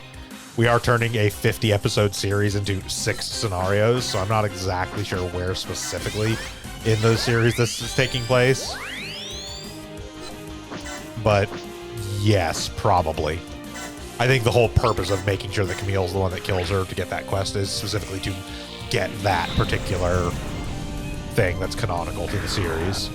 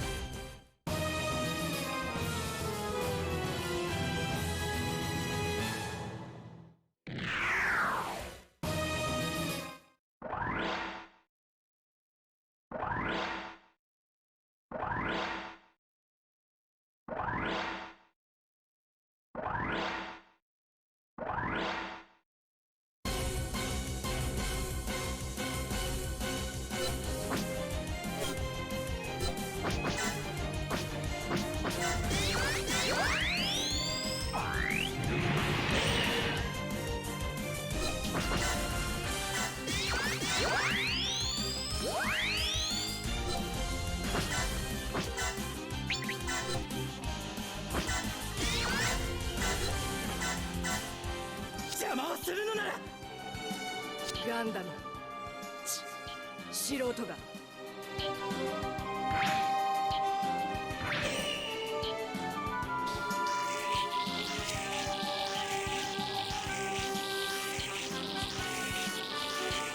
Okay, yeah, no, this is not where he kills her. This is just a separate thing.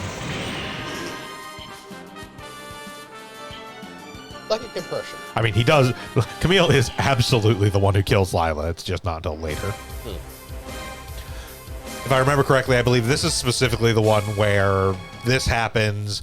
Jared basically gets blamed for Camille being able to escape with the Mark II, and that's when like Lila like stands up for him and is like, "Hey, it's not his fucking fault," like whatever. And that's where their relationship essentially starts, and then it's almost immediately thereafter that Camille ends up killing her.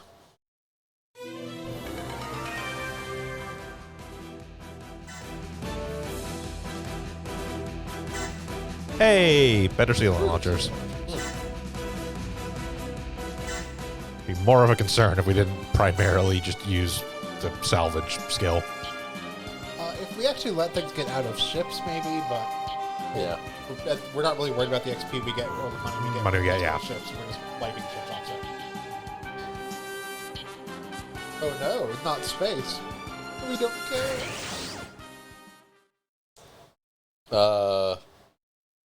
All the smaller things, All the small 一年戦争以前より地球連邦軍の総司令部が置かれ軍の中枢を担ってきた If 南 not, 米ジャブ fuck 'em. 幾度となく侵攻の攻撃目標とされながらも決して陥落を許したことのない鉄壁の地であるグリーンノアでのガンダム強奪によってティターンズとの全面抗争に突入したエウーゴは一気に攻勢に出るべくこのジャブローへの侵攻作戦を着々と進めていた。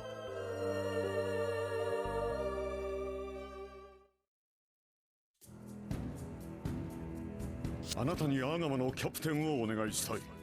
そうなりゃ自分は We actually do not have any special quests in this scenario, so it's just whatever's in the mission itself. 君がテンプテーションなんてシャトル便の船長に回されたのもジャミドクの陰謀みたいなものさ。まあホワイトベース時代の中佐の実績が今のアーガマには必要なのです。自分は2隻も船を沈めてしまった艦長ですよ。クワトロ大佐。私は大尉です。By a former commander of White Base? マーク2のパイロッ The トを紹 only 介し commander ま of White Base? 神指団です。2年前に講演会でサインをいただいたことがあります。 Yes. Okay. Because White Base does actually get destroyed at Abaoku. Technically, no. There was one before him. The actual captain of the ship that died, like in the first episode or something. If I recall correctly, I don't think he died. I think he was just like severely injured, and they had like they offloaded him at Luna 2, and they just left Ensign Bright in charge. ガンダムマーク2を盗んだカミーユのお隣だからでしょう。私は逮捕の時家にいなかったから。If that is the case, he didn't die at the initial attack on Side 7. Yeah, but no, it wasn't like the first episode where he died. He got injured in the initial assault on Side 7, at which point Bright was like the highest ranking officer left, and so he took command. And then once they like offloaded everyone, they were like, well, we don't really have a whole lot of officers to replace, so you're in charge now, I guess.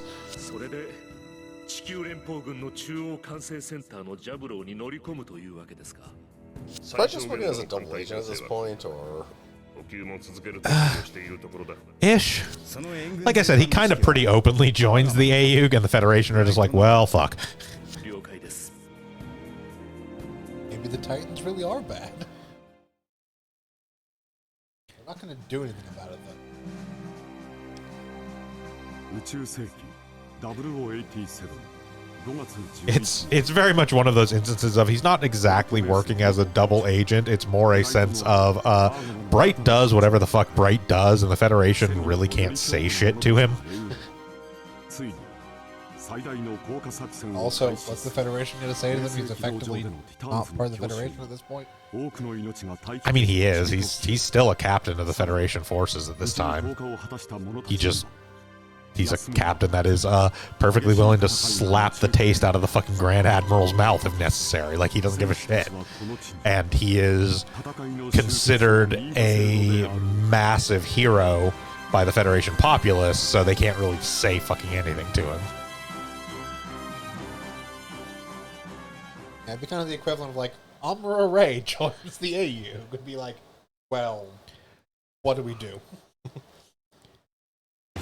I mean, in fairness, at the moment, Amuro Ray is certainly not held prisoner at Cheyenne Mountain. Amuro Ray doesn't have a choice, like Bright does. Yeah. But where he Because pretty much immediately after the 1 year war, they were like, "Hi, Amuro, we built you this really nice house in Cheyenne Mountain. Don't leave it or else." You know too much shit. And are not, like... You're not like Bright, where we're just gonna just keep putting you in like command of ships and kind of send you off to do shit. Go over here and don't fucking make trouble.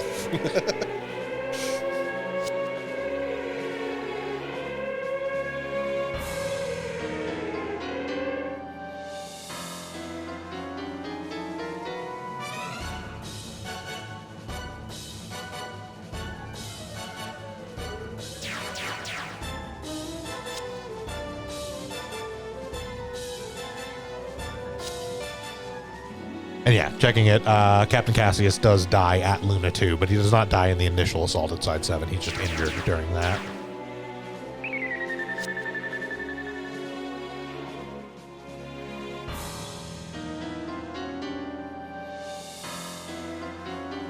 Mortally wounded in the attack at Side 7. Basically. Survives till they get to Luna. He is left in a state where he is unable to be in command of the ship, as is most of his officer corps, hence why an ensign is put in charge of the entire ship. Like, I'm pretty sure he's just bad. Yeah, basically.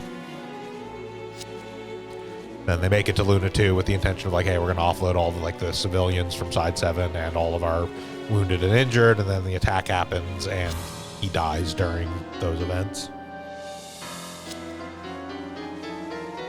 The amount of gold spray paint we had to waste on this thing. Anti-beam coating. Yeah, that is anti-beam coating, actually.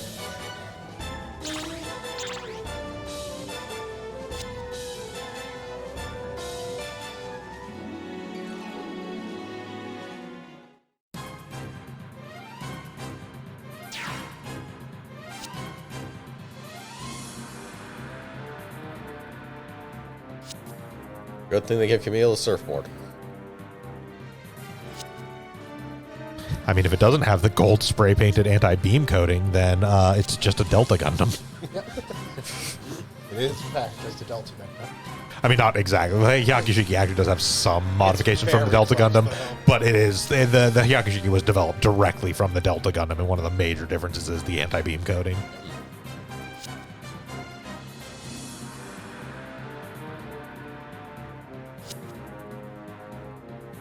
I appreciate all the technological development that has led to this anti-beam coating. Is there a possible way you could make it red? No, you'll just have to look like a pimp.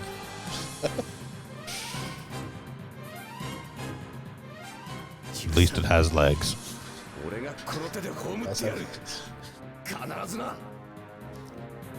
I think it would be better if that instead of giving Char's suits a kick, just any shoot Char's in that has legs. Just has a kick. So that is something that could be done with the way the systems work in SRW. It's just not. Unfortunately, the attacks are tied to units in the G-Gen games. But nothing special, right? Nope. Just whatever the mission parameters say. Yeah, no, that's very definitely a thing that happens in SRW games, where if specific people are piloting specific suits, they will have special attacks. We did 2 quests by existing Which 2? Inheritor of Zeon's Will and something else. Oh no. Oh no. Was it the ultimate new type? Planes. Yeah, so those are the actual quests for getting Camille and Quattro as recruitable pilots. Normally they require maxing out the get gauge in one of these missions here, or having one of the particular suits that is associated with it on the production list and completing a mission within Zeta Gundam. So for Camille, it is almost certainly because we have the Zeta Gundam on the production list. And I think we have the Hyakushiki on the production list. I'm pretty sure we passed through that at some point. Yeah, so that's why we got those. This thing somehow looks even super in atmosphere. I mean, it's never supposed to be in atmosphere, so.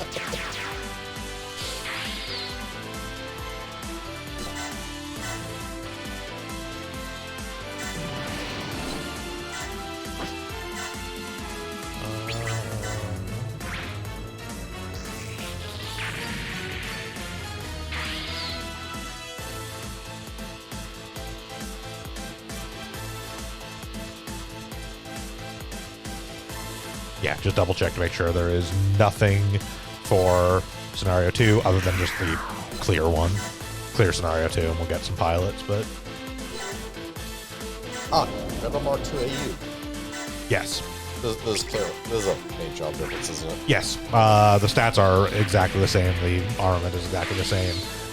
Just one looks like, Gundam colors, and one looks blue and gray and dark greens to be very clearly evil.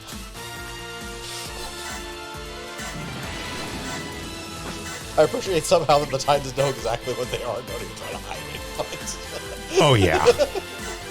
Bascom fucking revels in it, frankly.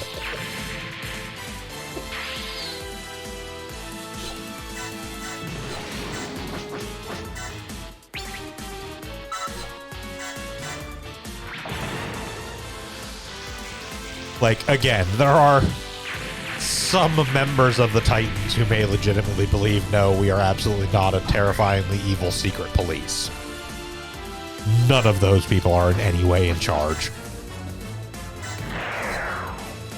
Like, Emma Sheen, for a while she is on the Titans, legitimately is like, no, I'm just part of the Federation forces, and it's like an elite squad. Like, it's fine. And, like, Jared, at least at the beginning, is very much like, no, we don't really do anything wrong, and then later on doesn't really care because he just wants to beat Camille.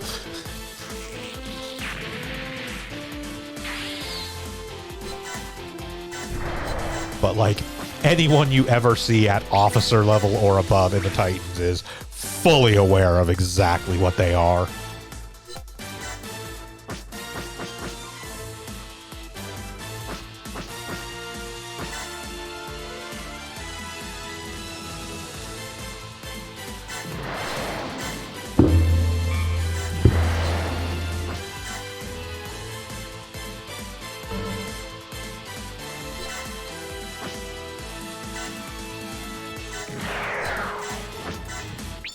Yeah, essentially nobody at any level of command within the Titans ever actually has an "Are we the baddies" moment.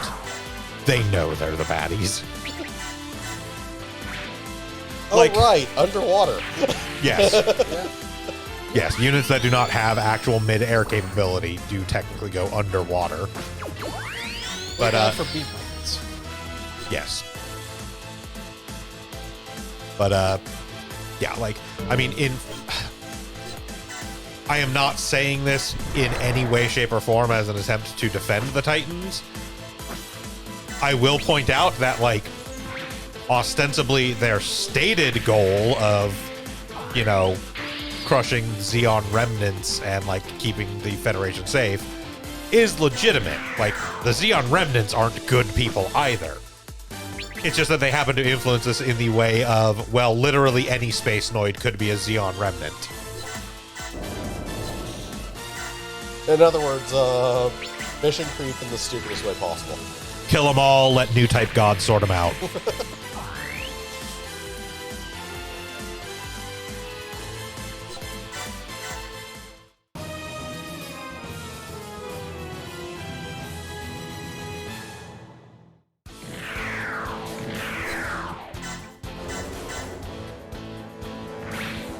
Like, again, the Titans start Zeta Gundam with, we put the protagonist's mother in a space capsule and gave one of our pilots explicit orders to shoot it if anyone approached. They escalate from there.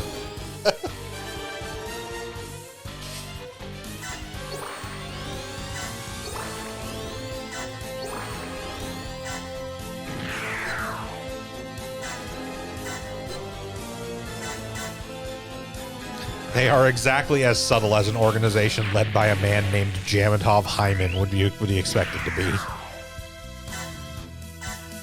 So subtle. Yeah, at a certain point, you're just changing your name on purpose to sound as evil as possible.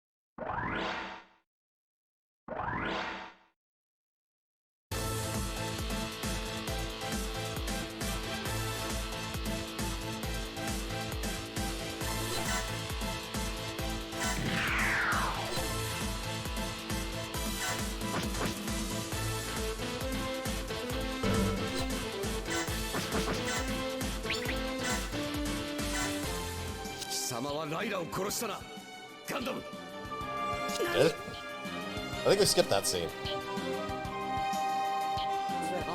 Killer.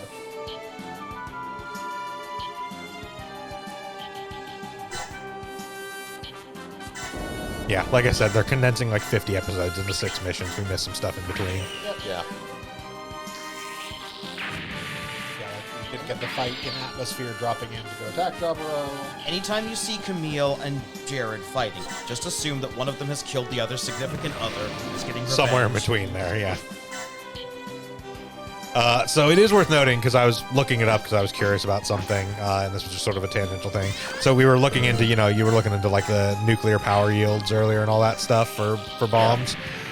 So something that will come up at the tail end of this, the Grips 2 colony laser, which is the sort of major super weapon overarching threat at the end of Zeta Gundam. We do actually have an explicitly stated power output for that. 92 million gigawatts.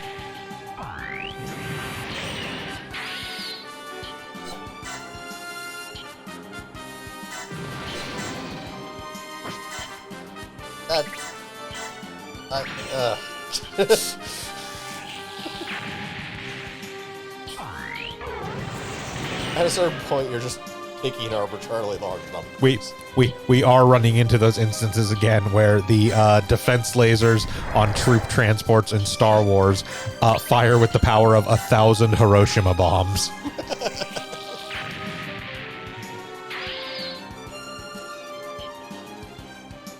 Numbers are hard.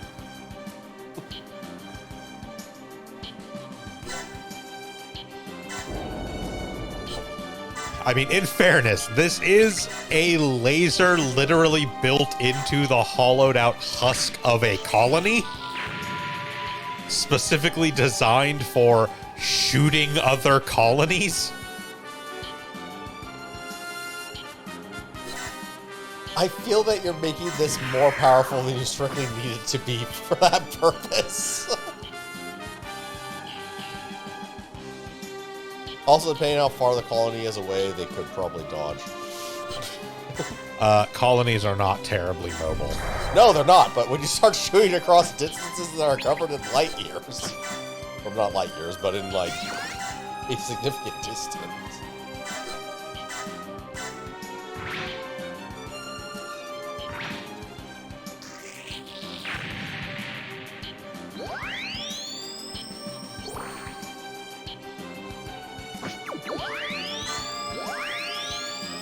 And granted, if I remember, all the colony clusters are relatively around Earth.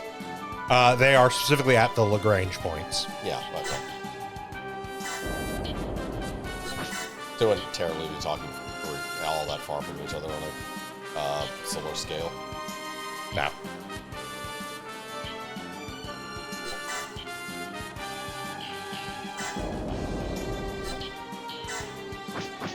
Well, those planets are fucked. Yep.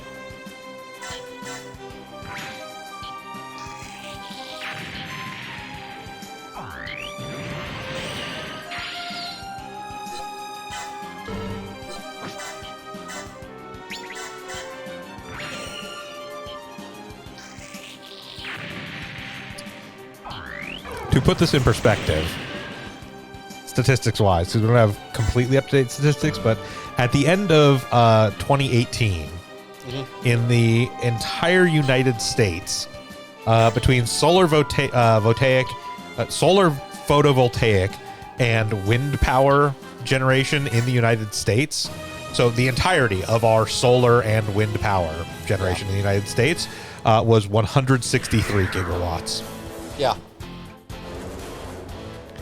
Yeah, no, these 92 million. Yeah.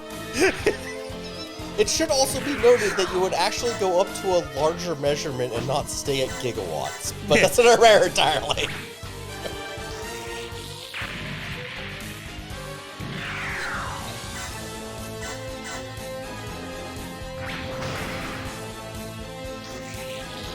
But yeah, gigawatt itself is a scale that's only really useful for measuring pretty much en masse like that.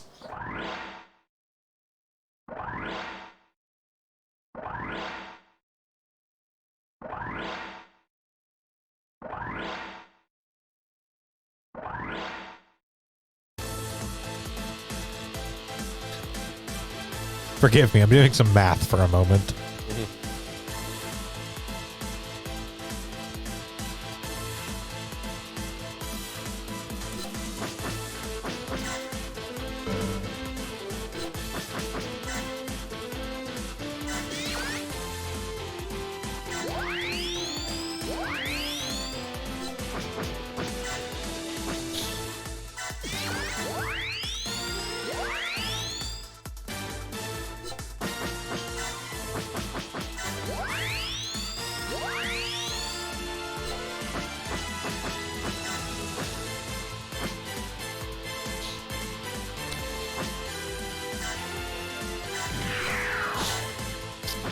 So to put this in context, reminding again, the Grips 2 colony laser is 92 million gigawatts.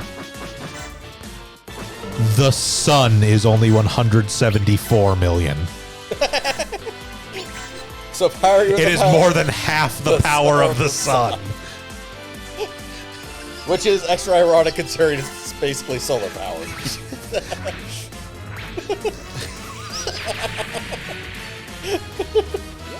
Numbers are hard.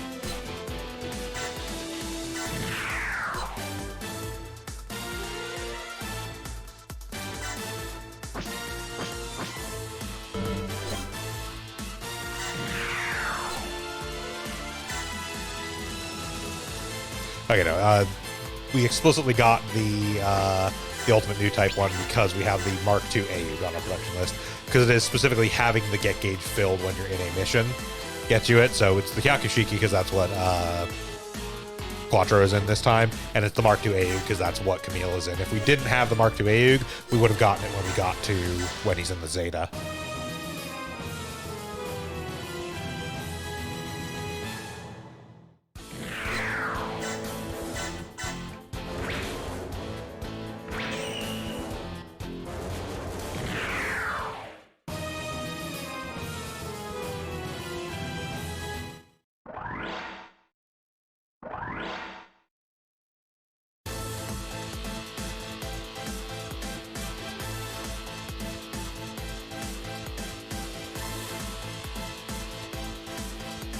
I will take this opportunity to point out that Gundam is no way, shape, or form ever claims to be hard sci-fi.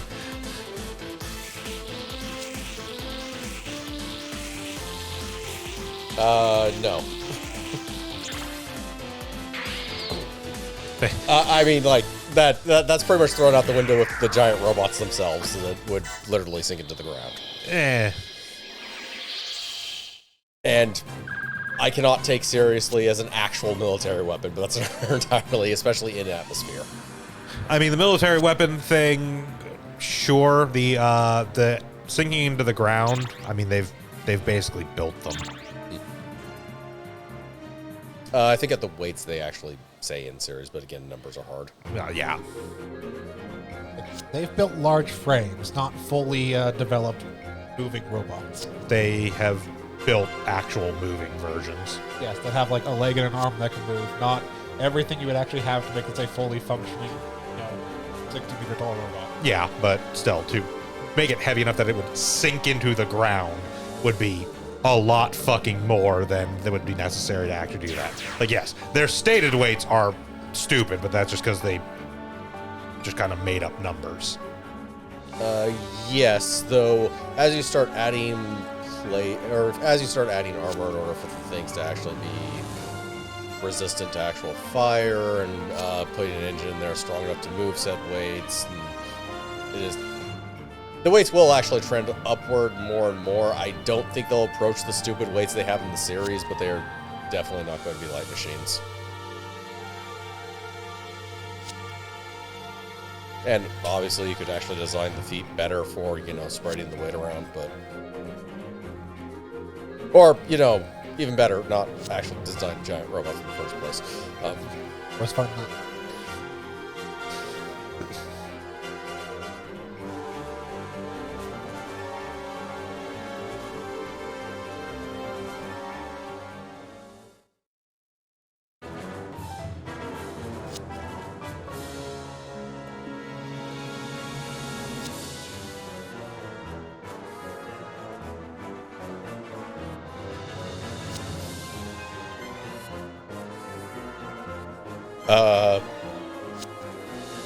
Okay, so this is before Stardust was written, so I guess.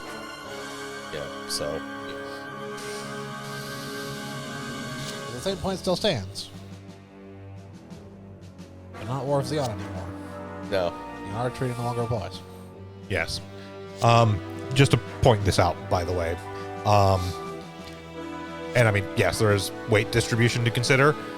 Fully loaded with complete armament, the 78 weighs less than an M1A1 Abrams.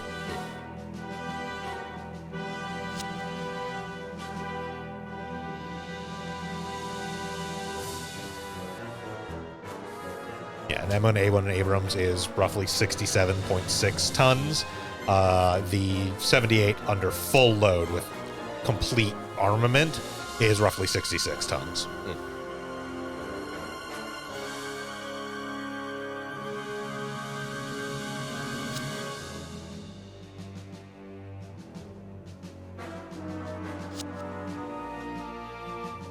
And it's powered by a nuclear reactor as opposed to a turbine engine. Correct.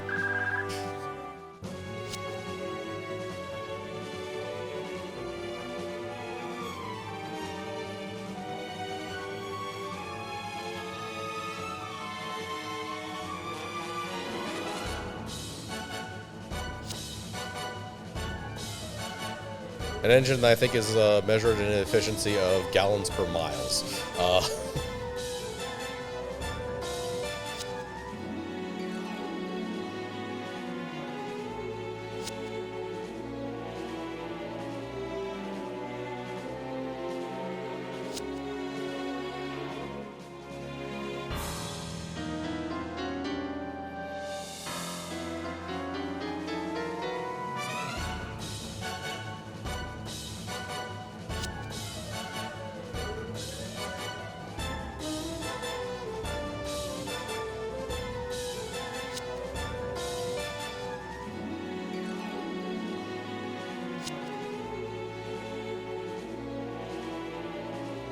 Of course, we're bringing the prisoners. That's the point of them being prisoners.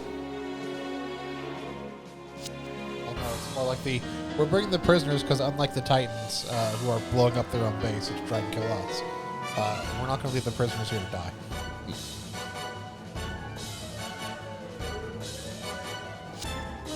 We didn't set off the nukes. The Titans set off the nukes. Yeah. In their own base.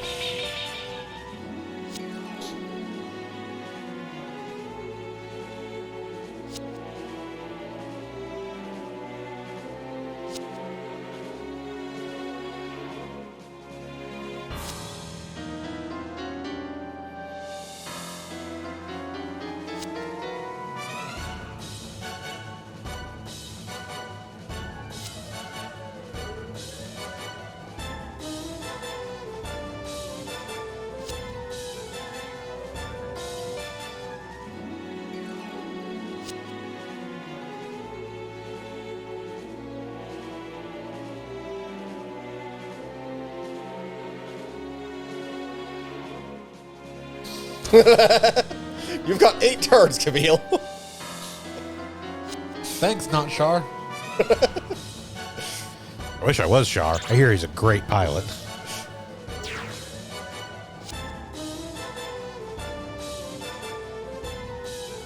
So does certainly not Char know that he's a new type at this point, or just suspect? Oh, Quattro? or- Absolutely. Yeah. Oh, okay.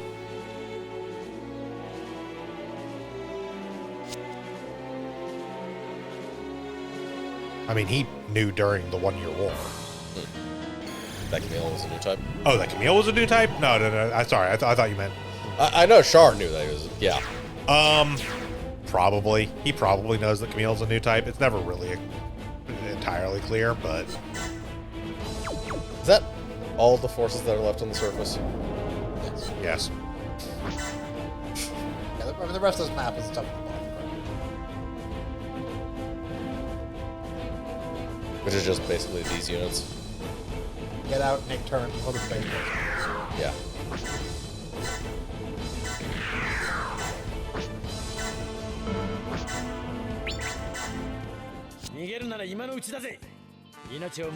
I mean, Camille hasn't done anything extremely new typey by this point. Well, that event there was basically the first Yeah. thing Char would have. He was like, she's still alive. He's like, I know it. And Char's like, okay, I go check it out. Yeah, given his experience during the 1 Year War, Char at least recognizes the signs of new type stuff, pretty much, is kind of how it works. That would make sense, but... Just a plane flying around. Yes, yeah. I can't shoot you, but I can. So good. ここであったら100年目ってな。タミユ、ライラの仇を取らせてもらう。そうやすやすとやられるわけにはいかない。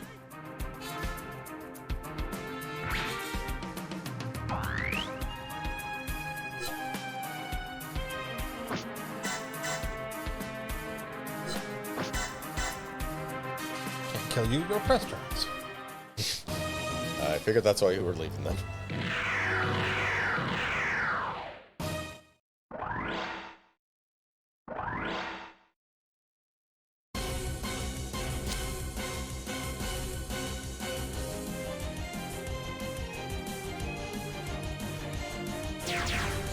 Oh, more garbage. Ah! Surfing Zaku's.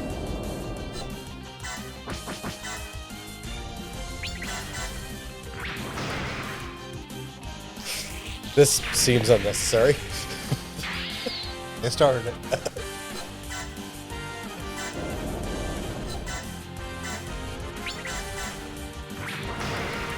The way they fly above the ground, ignorant of the dips of the other. Give you one where we give you a Minovsky craft and then you go crazy with power.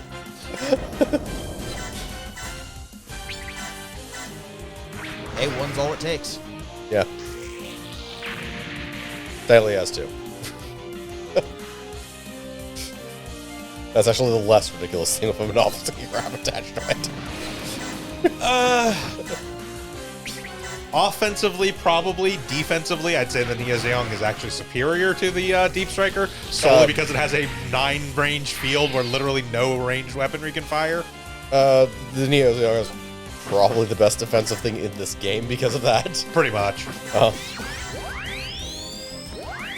Yeah, how it basically works out is our master units at this point are the offense unit and the defense unit.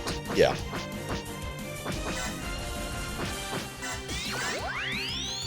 We have the, well, that thing needs to die quick, send the Deep Striker, and the, well, this thing needs to not die, put the Neo Zeong next to it.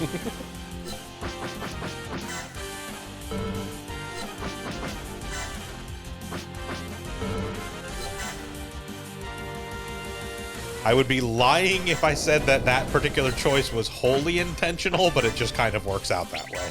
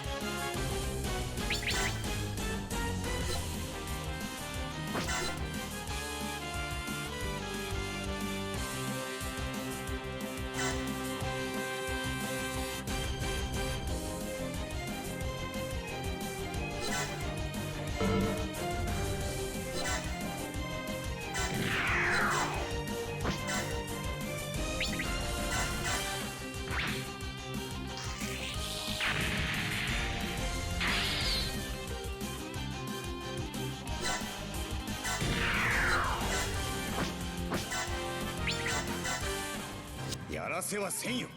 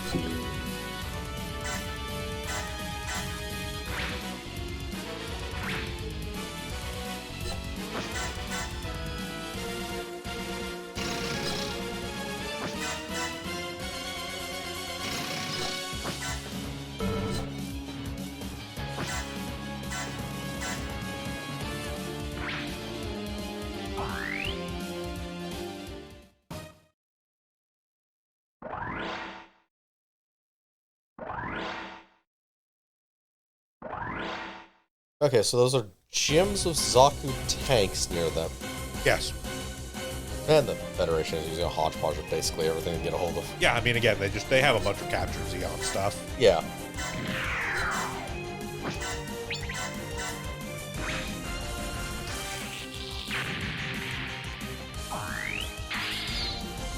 What the Zaku tanks themselves basically an improvised. Yes. Yeah.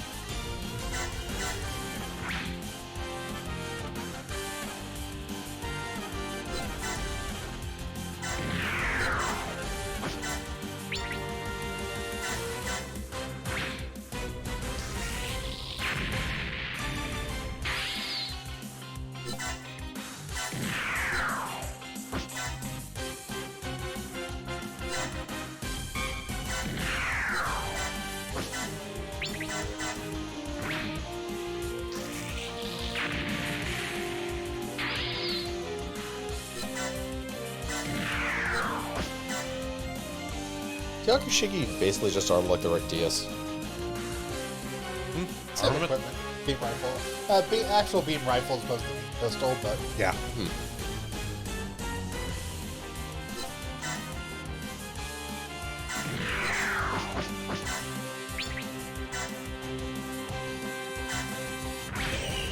I didn't have to do it, but I want to. Hi, Jared. Go suck eggs.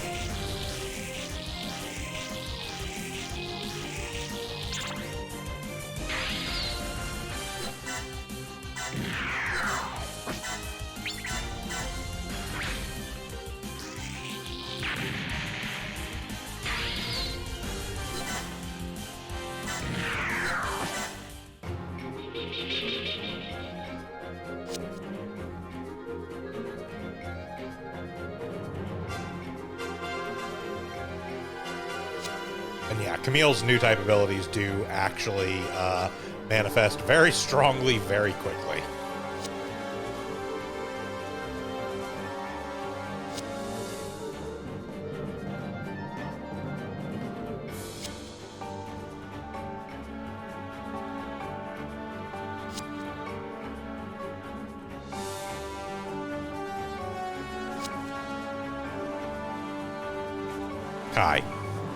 Kai, seriously.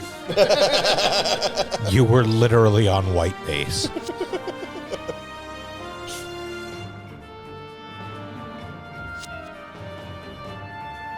You are personal friends with Amuro Ray. You also piloted a mobile suit at a fairly young age, from what I remember.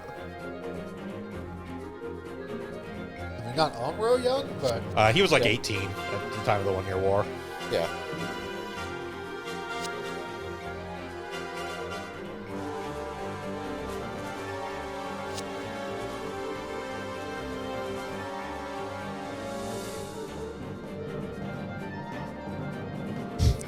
Titans realize that if they want to actually be cartoon supervillains to space noids, they should probably actually be in space.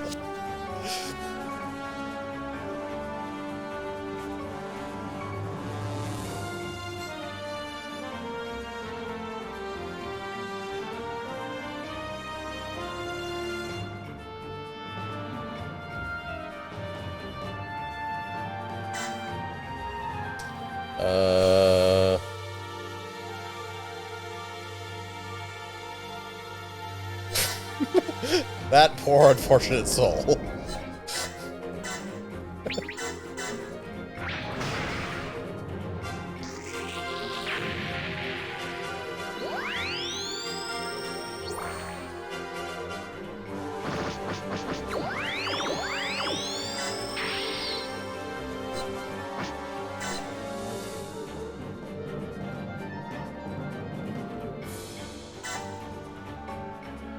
That includes us. Do you guys have an evacuation point?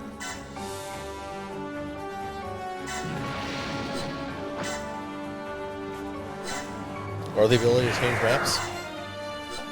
You wouldn't need the ability to change maps. The Atomla's up here. That's the Atomla right there. Okay. So it says everyone, possibly?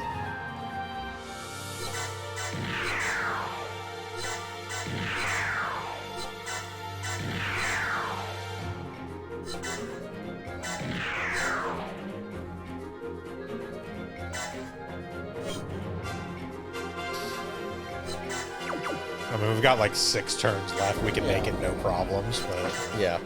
We're just doing it to be safe.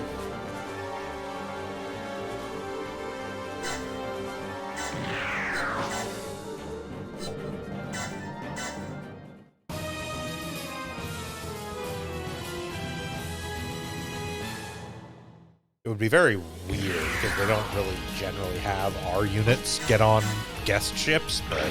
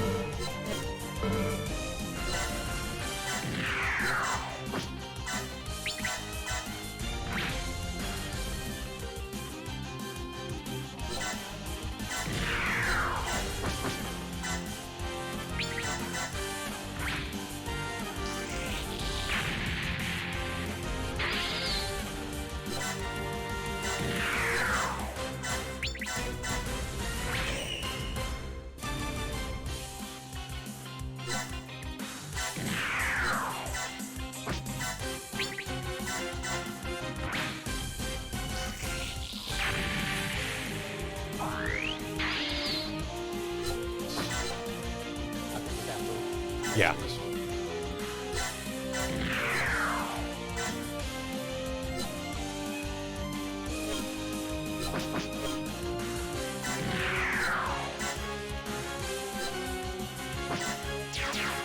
Oh, garbage.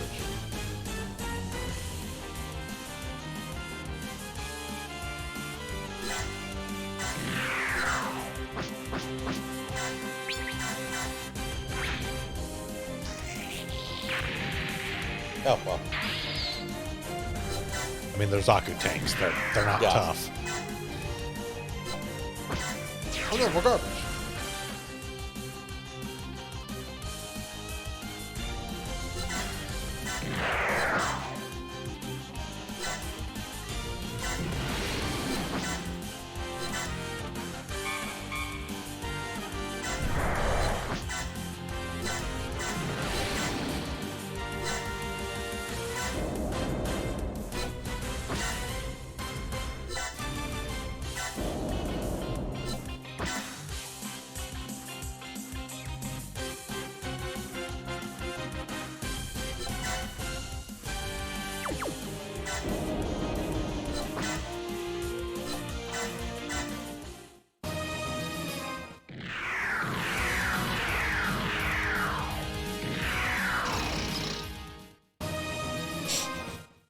Go to show you us those things that are going to just go back and forth. Yep. I think technically speaking, those ones were only moving because there are still 2 DS down on the lower level, and even though there's no actual path to them from that side, they still try to get as close as they can to any units on their map. I don't know if these units will actually use the elevators or not.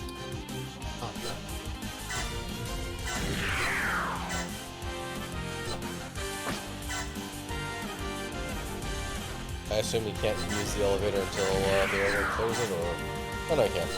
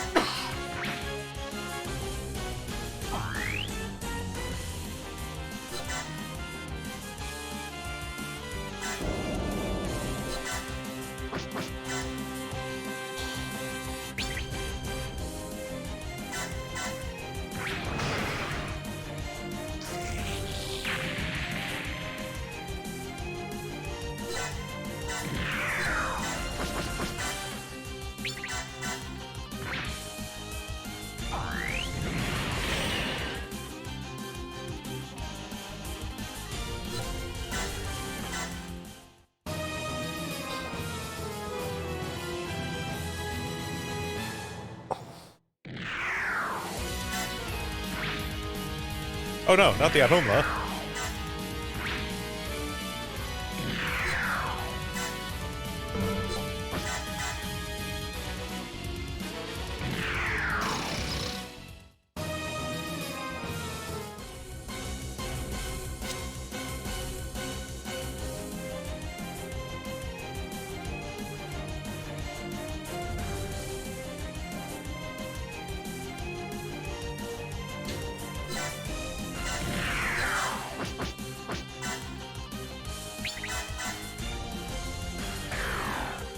Womp womp.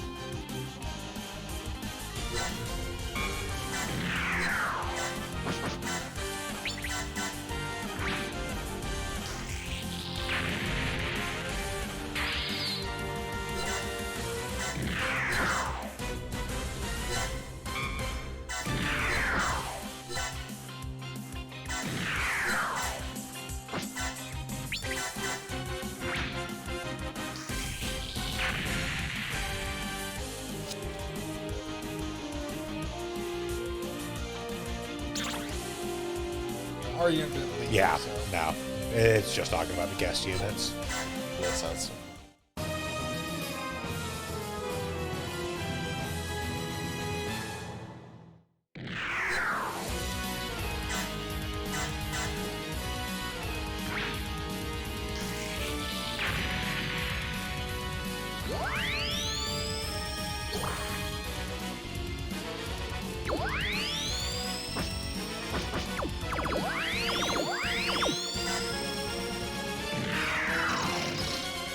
Okay, so they will use the elevators, but it doesn't really matter. No.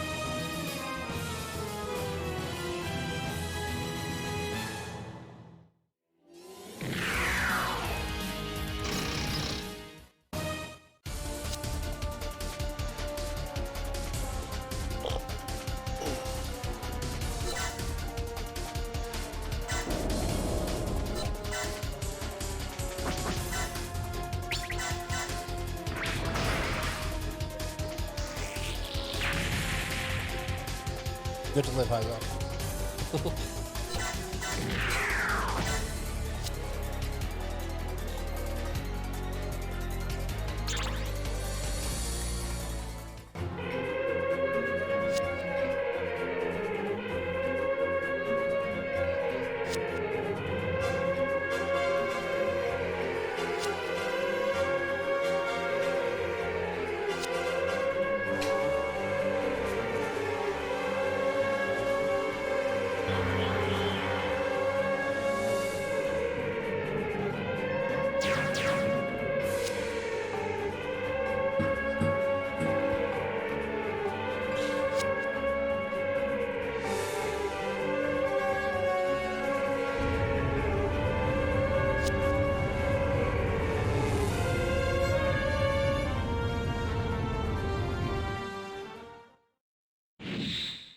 Such devastation!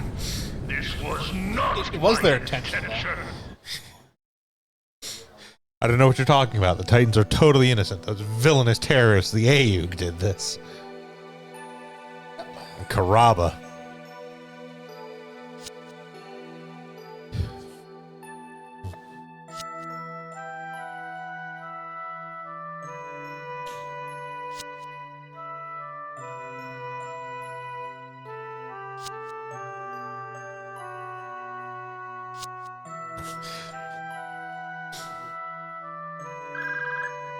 Guy's like, yeah, I fucking bet it is.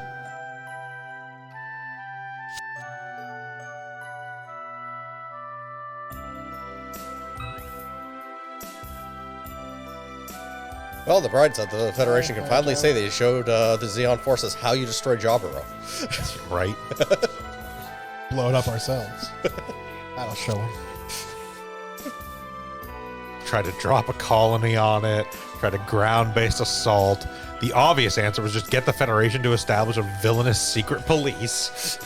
And they'll blow it up under pretenses of blaming that attack on a terrorist organization.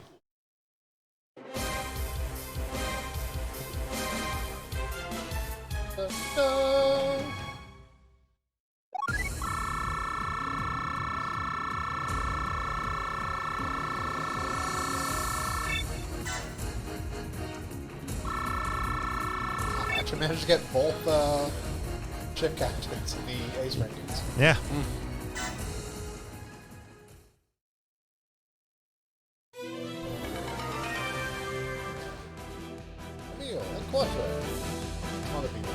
Polly and Roberto. All right, and with that, we're probably going to go ahead and call it here for today, just because we definitely don't have enough time to get another scenario in. Thank you all for joining us again for another Super Robot Sundays here on Sound Goblin Gaming. We'll be back tomorrow night with more of our Poke Mondays, definitely a Pokemon game Elden Ring playthrough. Back on Tuesday with some more Phoenix Point Year 1. We'll be back around on Saturday with the start of the final chapter of Danganronpa V3, and therefore the final chapter of the Danganronpa series. And back here again next Sunday with more of Zeta Gundam scenario in SD Gundam G Generation Genesis. Until then, I've been Bograt. I've been Shiv. The Krampus is out of the room at the moment, and I'm Vincent. Have a good one, everyone. Bye, everyone. Goodbye.